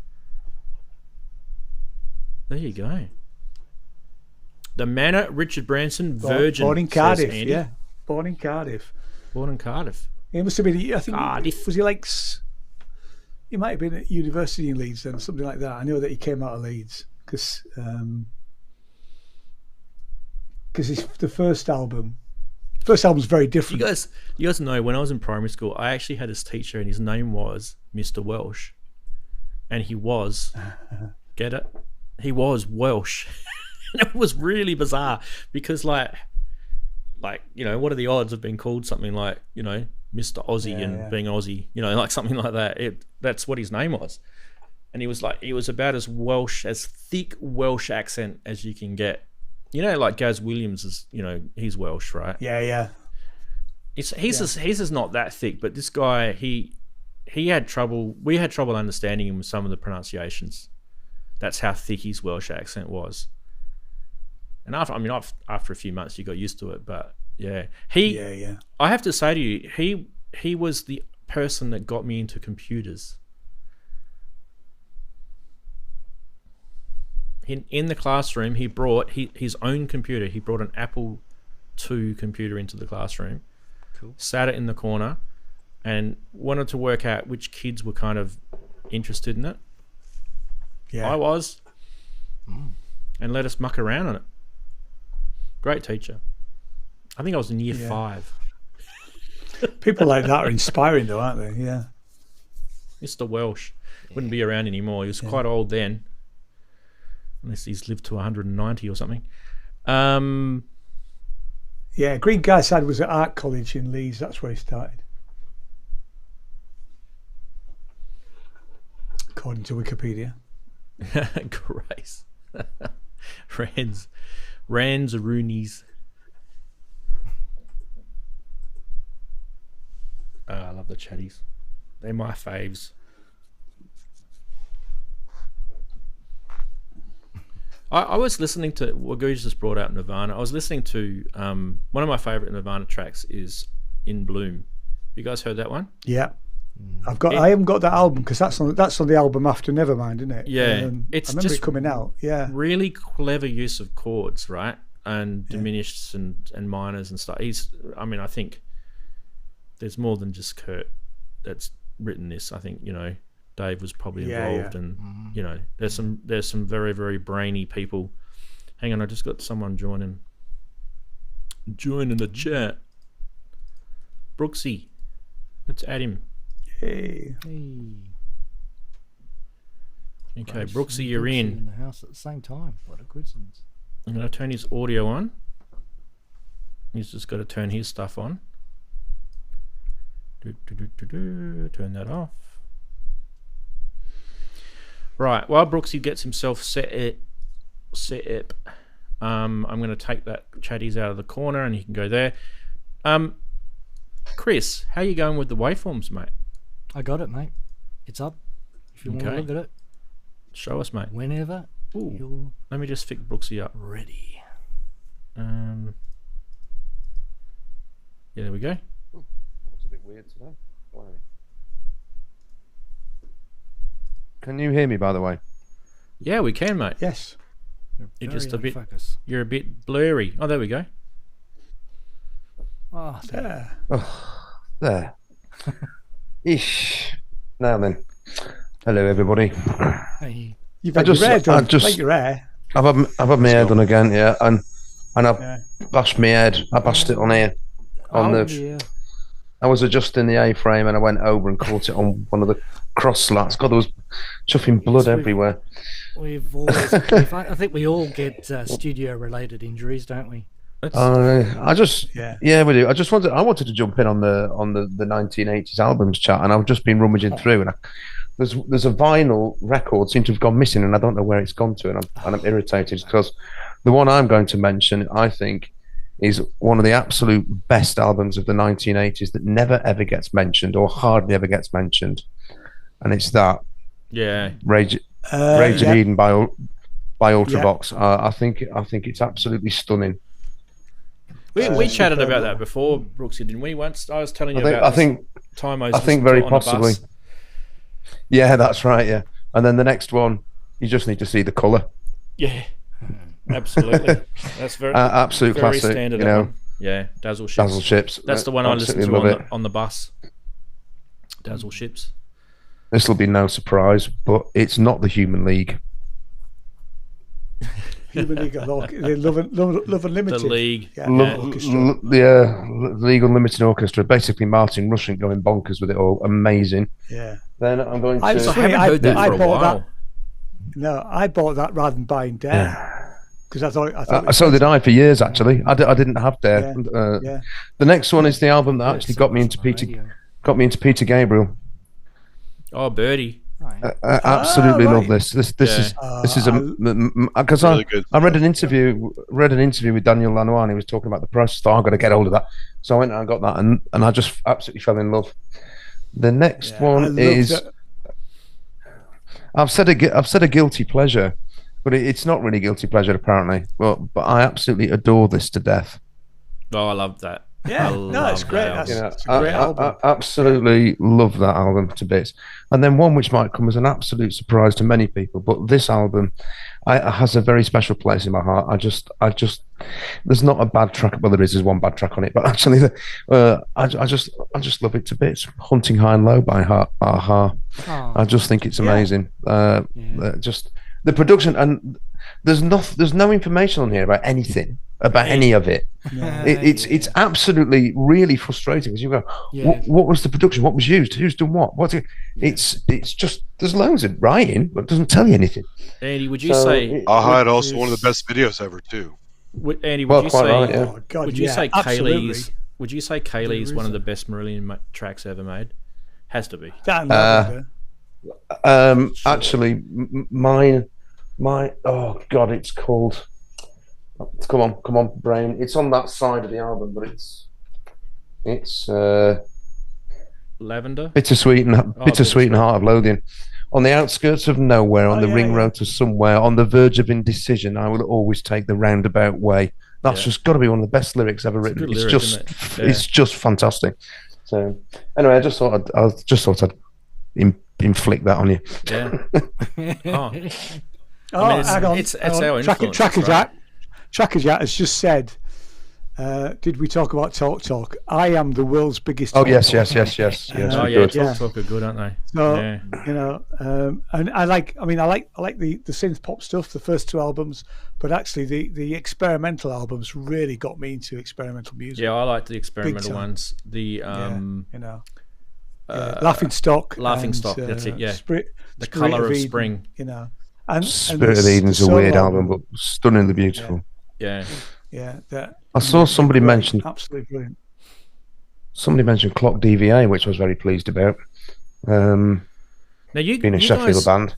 you guys are not going to probably know this as well as maybe me and Chris, but one of the most influential albums that we got exposed to in Australia was this this band called Flowers, and you guys will know them as Ice House. That's Right. Oh yeah, I know Ice House. Yeah. Oh yeah. But, but their first album first that they single was- ever brought out was by Flowers, and in fact, Great Southern Land and all those songs that most people Would be hang on a sec. familiar with. yeah. Sorry, Google's being stupid. The album I'm thinking of is Ice House, and The it's single was Ice House. and there's a couple of tracks on there. You guys should probably go listen to it. It's very synth rock type stuff. But Ivor Davies is the guy that was behind it. He still tours actually. He used to play for a symphony orchestra in Sydney. He used to play the clarinet, so he's got this really big music upbringing. You know, as a child, his parents probably bashed him in the head to practice his clarinet. Practice. But if you guys, if you want to listen to some, clarinet. if you want to listen to some amazing Australian music, listen to Ice House by Flowers. It's actually it's basically Ice House now. It's like saying New Order and Joy Division. It's kind of the same thing, right? What would be the other one, Chris? You would probably recommend? You reckon one of the early INXS albums would be good? Yeah, Don't Change is a great song. I love the old yeah. NXS. Yeah, I used to love that really song. like Midnight Oil. Oh, you like the Oils? Midnight Oil's first Yeah, album. the Oils are pretty good. Yeah. Beds of Burning. Got a great it's song. a bit tricky. It's a bit tricky for me to talk about albums because I didn't really buy albums until I got a lot older. So Yeah. a lot of this stuff, a lot of the albums I think of as, oh, I used to love that album, and I go into my collection. It's not there. Why? Because it was in my sister's collection. My older sisters. Often the music kind of passed down, Yeah, and they kind of were into similar stuff. And and they were like Madonna and so, oh no, I was, that sort of stuff, were they? I was actually the tragic Madonna lover, actually. No, they got I like Madonna. so the first time I heard the Human League and Rio by Duran Duran. The first album I bought was one of those hits from '85 or something, which had Visage on it and Depeche Mode and a whole lot of seminal synth pop sort of acts all bundled together. That was really the first album I actually bought. So, and I never really went back and sort of really did my sort of research and look at the history of music. So a lot of the stuff you're talking about, I know of, and I know of their tracks, and you could probably play an album to me, and there'll be one track I'll go, oh, that song, I know that song, I love that song. Yeah. And I'll love one song that I heard off the track, but of course I wasn't buying albums then, and I didn't really go back and to my research, which I'm probably now going to start doing. It's cool that you said I that went because backwards. I had a sister. It's I had a it is sister one when I of was those grew things. up, and she played music, and it's not all of her music that she played was to my like, but there was music that she played that I liked. Like for example, I think it was Ian that mentioned Spandau Ballet earlier, and she absolutely loved Spandau Ballet, and I got used to them because she played them, and in fact that True album was probably what she started playing, but I started exploring them because I knew it wasn't their first album, and that's how I found their earlier album. And I love that track, to cut a long story short, because it's just that's a great track. it's my style, right? And they actually kind of really changed quite a lot, didn't they, Ian? After that, they really kind of got commercial. Oh, they did. I mean, I went in a ballad I direction. never liked the True thing, but that first album I just absolutely loved. There was another band that probably nobody's ever heard of, 1981, the Sinceros. They only did one album, but a really great album. Yeah, I can't remember that. But like I said, I remember buying it at the time, and but nobody's ever heard of them. I think they're on streaming services. I mean, you guys in the yeah. UK, you guys had Top of the Pops, right? That was your kind of show where we did, all the yeah. stuff. We had this show on Australia called Countdown, which it's kind of like Top of the Pops, but the guy that was the host, his name's Molly Meldrum. He's still just with us. I think he's very, very, very close to losing his days, but he's a lovely guy. But we were sort of exposed to like it's kind of weird being an Australian because you don't have a massive amount of Australian artists, right? Because it's a small country but small population.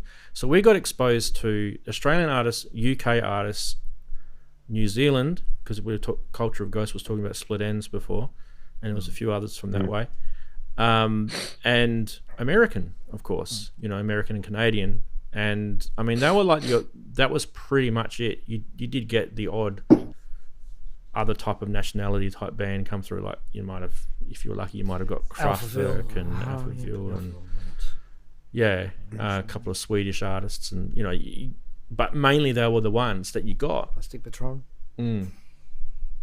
So, Paul, Cabaret Voltaire, yes, absolutely. For some reason I had some, Shame on me for not mentioning them. Yeah, just give him whiskey. Just give him whiskey. Yeah. Red Mecca. I also love the video. 2 times 45. Oh yeah, it's good. Well, Microphonies is another album I could have chucked in there actually. Oh, someone's phone.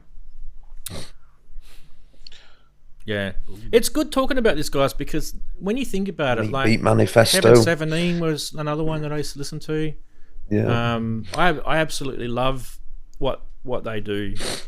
If you ever listen to some of the earlier Heaven 17 tracks, they were like, right at the start of the 80s, right? And they were doing like tape-based sampling stuff. It was so cool what they were doing. It's in fact, I wouldn't be surprised if they actually invented some ideas that other artists have copied. I wouldn't be surprised if they were the first to do some of the stuff that they did. And very, very clever. Sort of found sound stuff and things. I think the first album that I was aware of where that sort of deliberate taking of bits of audio, speech, dialogue was Eno and Byrne, My Life in the Bush of Ghosts. Was covered in all that. Like I'm Your Money. That's a great track from Heaven 17, Yeah. And how old is that track? I mean, it's 81 or something, isn't it? I think that's around then. Yeah, 1981 would be the. Was that? What was the album called? Yeah, 81. Penthouse and Pavement. Penthouse and Pavement. Yeah, great album. Pavements. Fantastic album that is, and it's not their first. I like is it? Kate Bush. Of course. We haven't Yeah. mentioned Kate Bush at all. Yeah. Should have done. Well, she's 70s. Could have had the Hounds of Love and This Sensual World. Well, no, she started 1978 was Wuthering Heights. Yeah. Well, I mean, we're just going through this. Future Sound of London. Yes, they actually did start in the 1980s. That's bloody scary, isn't it? I actually nearly pulled out some 808 State albums as well. How long they've been around for? Yeah. Pacific State and that is 1988. The Pet Shop Boys. Pet Shop Boys. Yeah. Second album. Also for 80s, I gotta mention Thief and Risky Business and Thief from Tangerine Dream. Yeah. Great soundtracks. Tangerine Dream, great. You guys know this, but this is for people that don't know this. I actually never even heard any Tangerine Dream purposely. Obviously, I watched the movie Risky Business and things like that. So. Yeah, you had a movie TV shows. I've only been listening to Tangerine Dream probably for the last 3 or 4 years. No way. Yeah. Yep. It's a weird thing. It's a weird thing.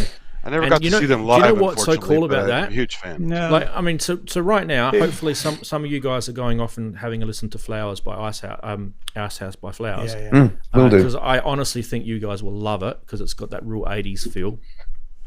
But when I was listening to Tangerine Dream a few years ago, when someone started introducing it to me, there was like such a massive body of work. You've got Klaus Schultze and you've got different eras that they've gone through. Yeah, quite clearly defined separate eras.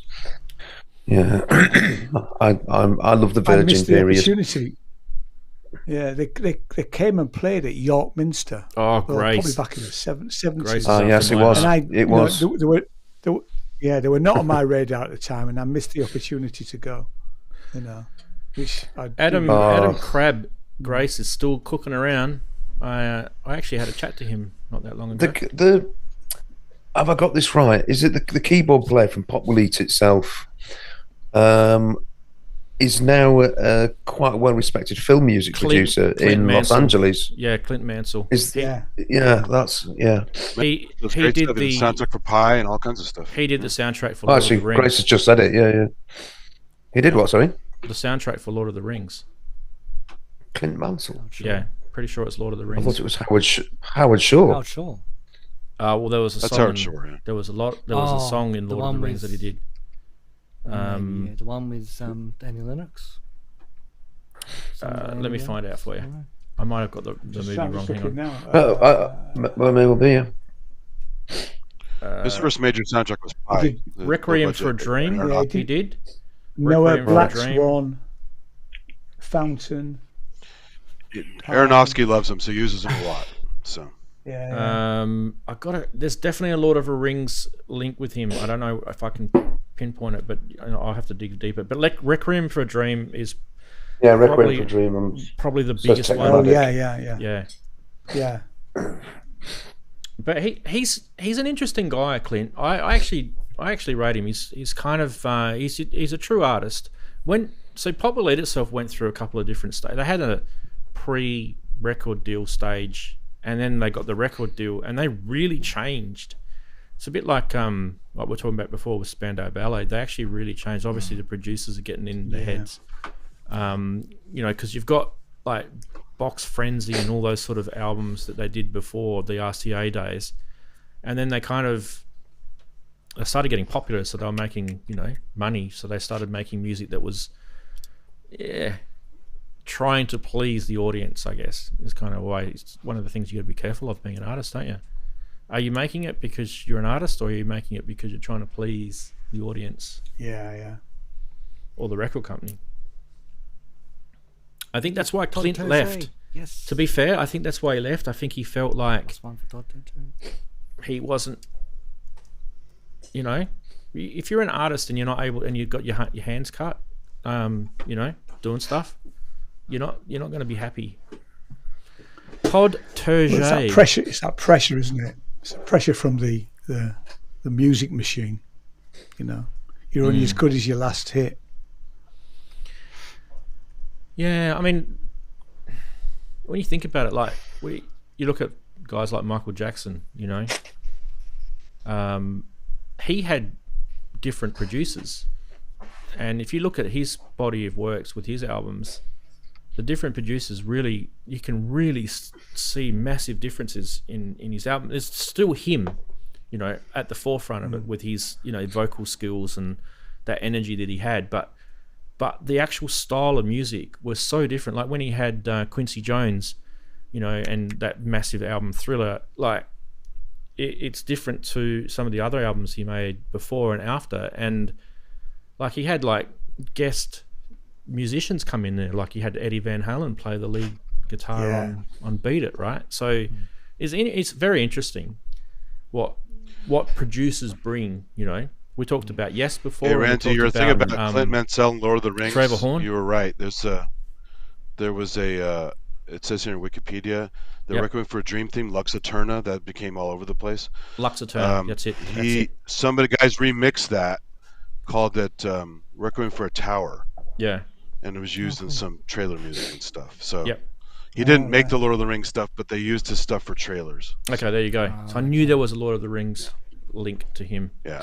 And I think that's where I rediscovered him, Andy, because I didn't know what I thought he because everywhere Lux Eterna is all over the place. Yeah, like I thought he trailer disappeared. music. Right? Yeah, it's on a lot of shows. Yeah, and I actually knew the track, but I didn't know it was him. And then like later, I found out it was him. Oh, I heard a Kronos Quartet version of it. It was pretty. Oh, good. I loved XTC. XTC. I remember buying. What's that song? What's that song that I like by them? Well, there's Plans for Nigel. Plans for Nigel and Five Senses Working Senses Overtime. Working Overtime. Yeah, that's right. Overtime. That's it. 1, 2, 3, 4. That was actually played on Six I mean, Dear Music God's recently. a great. The message is hilarious. There's a really good. I think it's just on YouTube. There's a really good video of them recording an album, and it's warts and all, really. I can't remember where it is, but it's just, look it up on YouTube. And they're taking the piss out of the producer because he's such a, they're so down to earth and he's clearly not, But it's just absolutely brilliant. Oh, and now Half God Half Beats mentions David Byrne. He's like the craziest guy ever, and Talking Heads. I went to see it. It stopped making sense again. Too, which I yet to stopped making sense. Came to our local cinema a month ago because it's been re-released. Great to see it again in the cinema. Yeah. Absolutely brilliant. It's fabulous. Psycho Killer. Have you guys seen that live? Yeah. Psycho Killer. Yeah, oh yeah. Yeah, One of the best live Burning songs down the I've ever house. seen. Burning down the Take house. me to the river. Girlfriend is better. All those. What a Swamp Thing. Swamp Thing. Swamp Thing. Actually, because there's a Talking Heads album when David Byrne left, where they've got different singers. That's a good CD. Yeah. That's worth a listen. Oh, I've not heard of If you're a that. David Byrne fan, you got to watch True Yeah, Stories. The movie Yeah, he True made. Stories is so good. isn't True it? Stories is great as well. Yeah. True Stories It's is just great. called The Head It's by The Heads, Andy. It's just called The Head. Oh, is it? What is Right. it that every time I hate how some people just shit on him. Like he's such a talented guy, but there's this David Byrne's brilliant. Yeah. There's this corner of America that they keep calling him annoying. Oh, look, David Byrne's turned up. Like there's this part of America that shit on him. It and I don't probably know is why. annoying. He's not annoying. Well, he's probably on the artist. spectrum, so he's an unusual guy. autistic. He's really kind almost of certainly. entertaining. Yeah. and he still wants I've to got his book communicate. because he wrote a book called How Music Works, which I haven't read yet. But I haven't read it either, but it's on and my I list. bought it on recommendation. Yeah, I've got it. I just haven't read it yet. It's on That's the probably list. it, Bert. He probably But speaks his mind. He's a yeah. bit like me. Like I get in trouble for it. Foot in the bog sort of thing.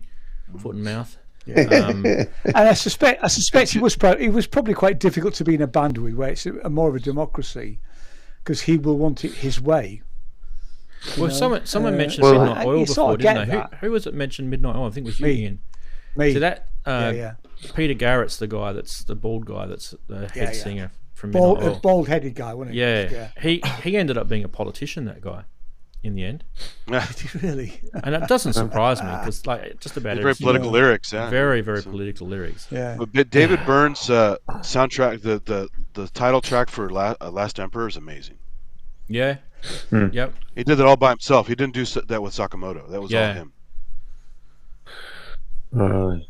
I saw him in Nice. Dusseldorf. That must have been 19. Actually, that was, I think, 1991, 92. That would have been. I think Ray Momo was the album. They were producing all the Brazilian drumming and stuff like that. It was interesting because the album Remaining Light, which again is an absolute classic album, which was produced with Brian Eno, the France, Weymouth and Harrison, Jerry Harrison. Yes. They said that they were basically just session musicians, and it was all basically Byrne and Eno who planned and conceived and delivered it, and which may well be. But I mean, what they delivered was an absolute timeless masterpiece. So, Yeah. You guys, like we're talking about influences, right? There's one artist that influenced me, and it was an '80s artist, and that's Laurie Anderson. For a lot of reasons. Home of the Brave concert is great. Home of the Brave, brilliant. Yeah. That was a good I recommendation. mean, she did from so the much 90s, better by the stuff way. than Superman, didn't she? Yeah, That's great. but the things that and- she does is kind of, that David Byrne sort of kind of led me to her for some reason, because she's a bit wacky, right? Didn't she? She was married to Oh God, she's out there. was it Lou Reed? Was it Lou Reed that she was married to? Yeah, she was. Yeah. I think she was. And they're kind of really different personalities, those two. Like if you look at Lou Reed and his music and her music, it's like the only link is there. She of surrounds those herself artists. with interesting people too, like the percussionist David Van Tighem is a really weird guy, and he's in Home of the Brave. Well, who's the and synth so- player in Home of the Brave? She was amazing. The redhead. Yeah, lady. she's good. She has a Yeah. good setup too. There's a lot of gear spotting in there. So. Yeah, hell yeah. Some really nice ideas. It's like a real sort of idea thing. And Peter Gabriel had a link to her as well, didn't he? With yes. Oh yeah. What's that track called? Yeah. But She was the first to do like drum pants and she had electric language, violins. not and all Languages kinds of Iris. What's the other one? There's not. No, there was one Yeah. that she did with Peter Gabriel. I forget now. Someone will tell us in chat. Excellent Birds. Is that one? Yeah, he was in that, wasn't he? Yeah. I mean, everybody rates Peter Gabriel's "So" album as his best album, but I would disagree with that. I really loved the first 3 albums as they came out. You know, when they were all Salisbury called Hill. Peter Gabriel, which Yeah. is different. Yeah, but those first 3 albums were absolutely stunning. Yeah. Yeah, well, And Peter really Gabriel inventive at the 4. time. I remember when I bought Peter Gabriel 4, and I found it really, really difficult. And yet now, that will be my go-to one. I mean, the Rhythm of the Heat, Funny, the Rhythm of the Heat, that African drumming at the end. It's just, oh heck! It just he had that. You know, Burundi drummers are amazing. Yeah. Yeah. Now there's a obviously he did that track with Kate Bush as well, but there's a track he did an album in the 90s that I really liked called Us, and there's a track on there called Blood of Eden, and it's really that was it's really the album ambient. that came after So. Yeah, it was the album that came after So. It was. So I think I agree with Ian. I think the earlier albums were good, but I think Us was really good as well, because he had some of those ethnic influences in that album. Digging in the Dirt. His new stuff is great. Yeah, his new stuff's good. Yeah, yes, it is. His new stuff Digging in the Dirt was in is that, fabulous. Yeah. Oh, he's a clever man, definitely. No, he definitely is. Definitely is. And he's knocking on now. What, he must be in his 80s, and he's still got the voice. The voice sounds great. It's amazing, isn't it? The voice comes out. out. Because other people, It's amazing, yeah. I don't think he's 80. No, he's not in his 80s. No, I don't think he's 80. He's up there. He's 73. You're miles away. Grace, how's Brian Ferry's voice? He was born on the 13th of February. Actually, his birthday's very low now, I believe. 2 days' time, his birthday. He turned 74. He did a collab with Todd Terje. That's 73, That's not that old. I mean, there's musicians older than him still cooking around. Nobody's mentioned Cocteau Twins yet, but that's also a good one to mention. I mean, just for making the guitar sound absolutely stunningly beautiful, you can't beat Robin Guthrie, can you? Kev's mentioned the KLF. There's a great documentary. Have you guys seen the documentary about that? That's about the burning the £1 million. Yeah, cool. Isn't that fantastic? Yeah, that was I really enjoyed that. That was one of the best episodes of Sonic State ever. Gaz going off about the KLF. I love that. That was one of those late night. That was one of those late night documentaries that I should have gone to bed and I just. Ian, you know how I was doing. I'm going to do that. I'm going to give you that track that I'm redoing. I was going to actually, instead of calling it Reprise, I was going to say No Moo Moo. Because I tell you, there's a spin-off band, and actually it's a guy that I've met, because when I played at Flowergate Hall in Whitby back in last November, one of the guys running it was from the FLK, which are like a fake KLF band. Oh, wow. And they've redone their album. Was it the White Room? And honestly, it's absolutely you can't buy it. It's you might find it somewhere on the internet to download as MP3, because it's he's clever. But it's really good. Yeah, But yeah, so check out the FLK, because they're. But yeah, massive fan of the KLF. Bill Drummond. FLK. And actually, I've read a couple of. But he was. I've read. I mean, he's a big guy. Sorry, going in. Good, actually. I'm just going to say I've written. He's 70. Books. Did you know he's 70? Yeah. Yeah. Well, yeah. He'd been around a long time, because he was actually part of the. Yeah. He was manager of. Teardrop Explodes, and the Echo and the Bunnymen, and a load of those. That's right. It was Zoo Records, wasn't it? Was it Zoo Records? Yeah, that's right. That was it. Was Zoo in Manchester. So he was actually definitely instrumental in Echo and the Bunnymen. Yeah, big in Japan.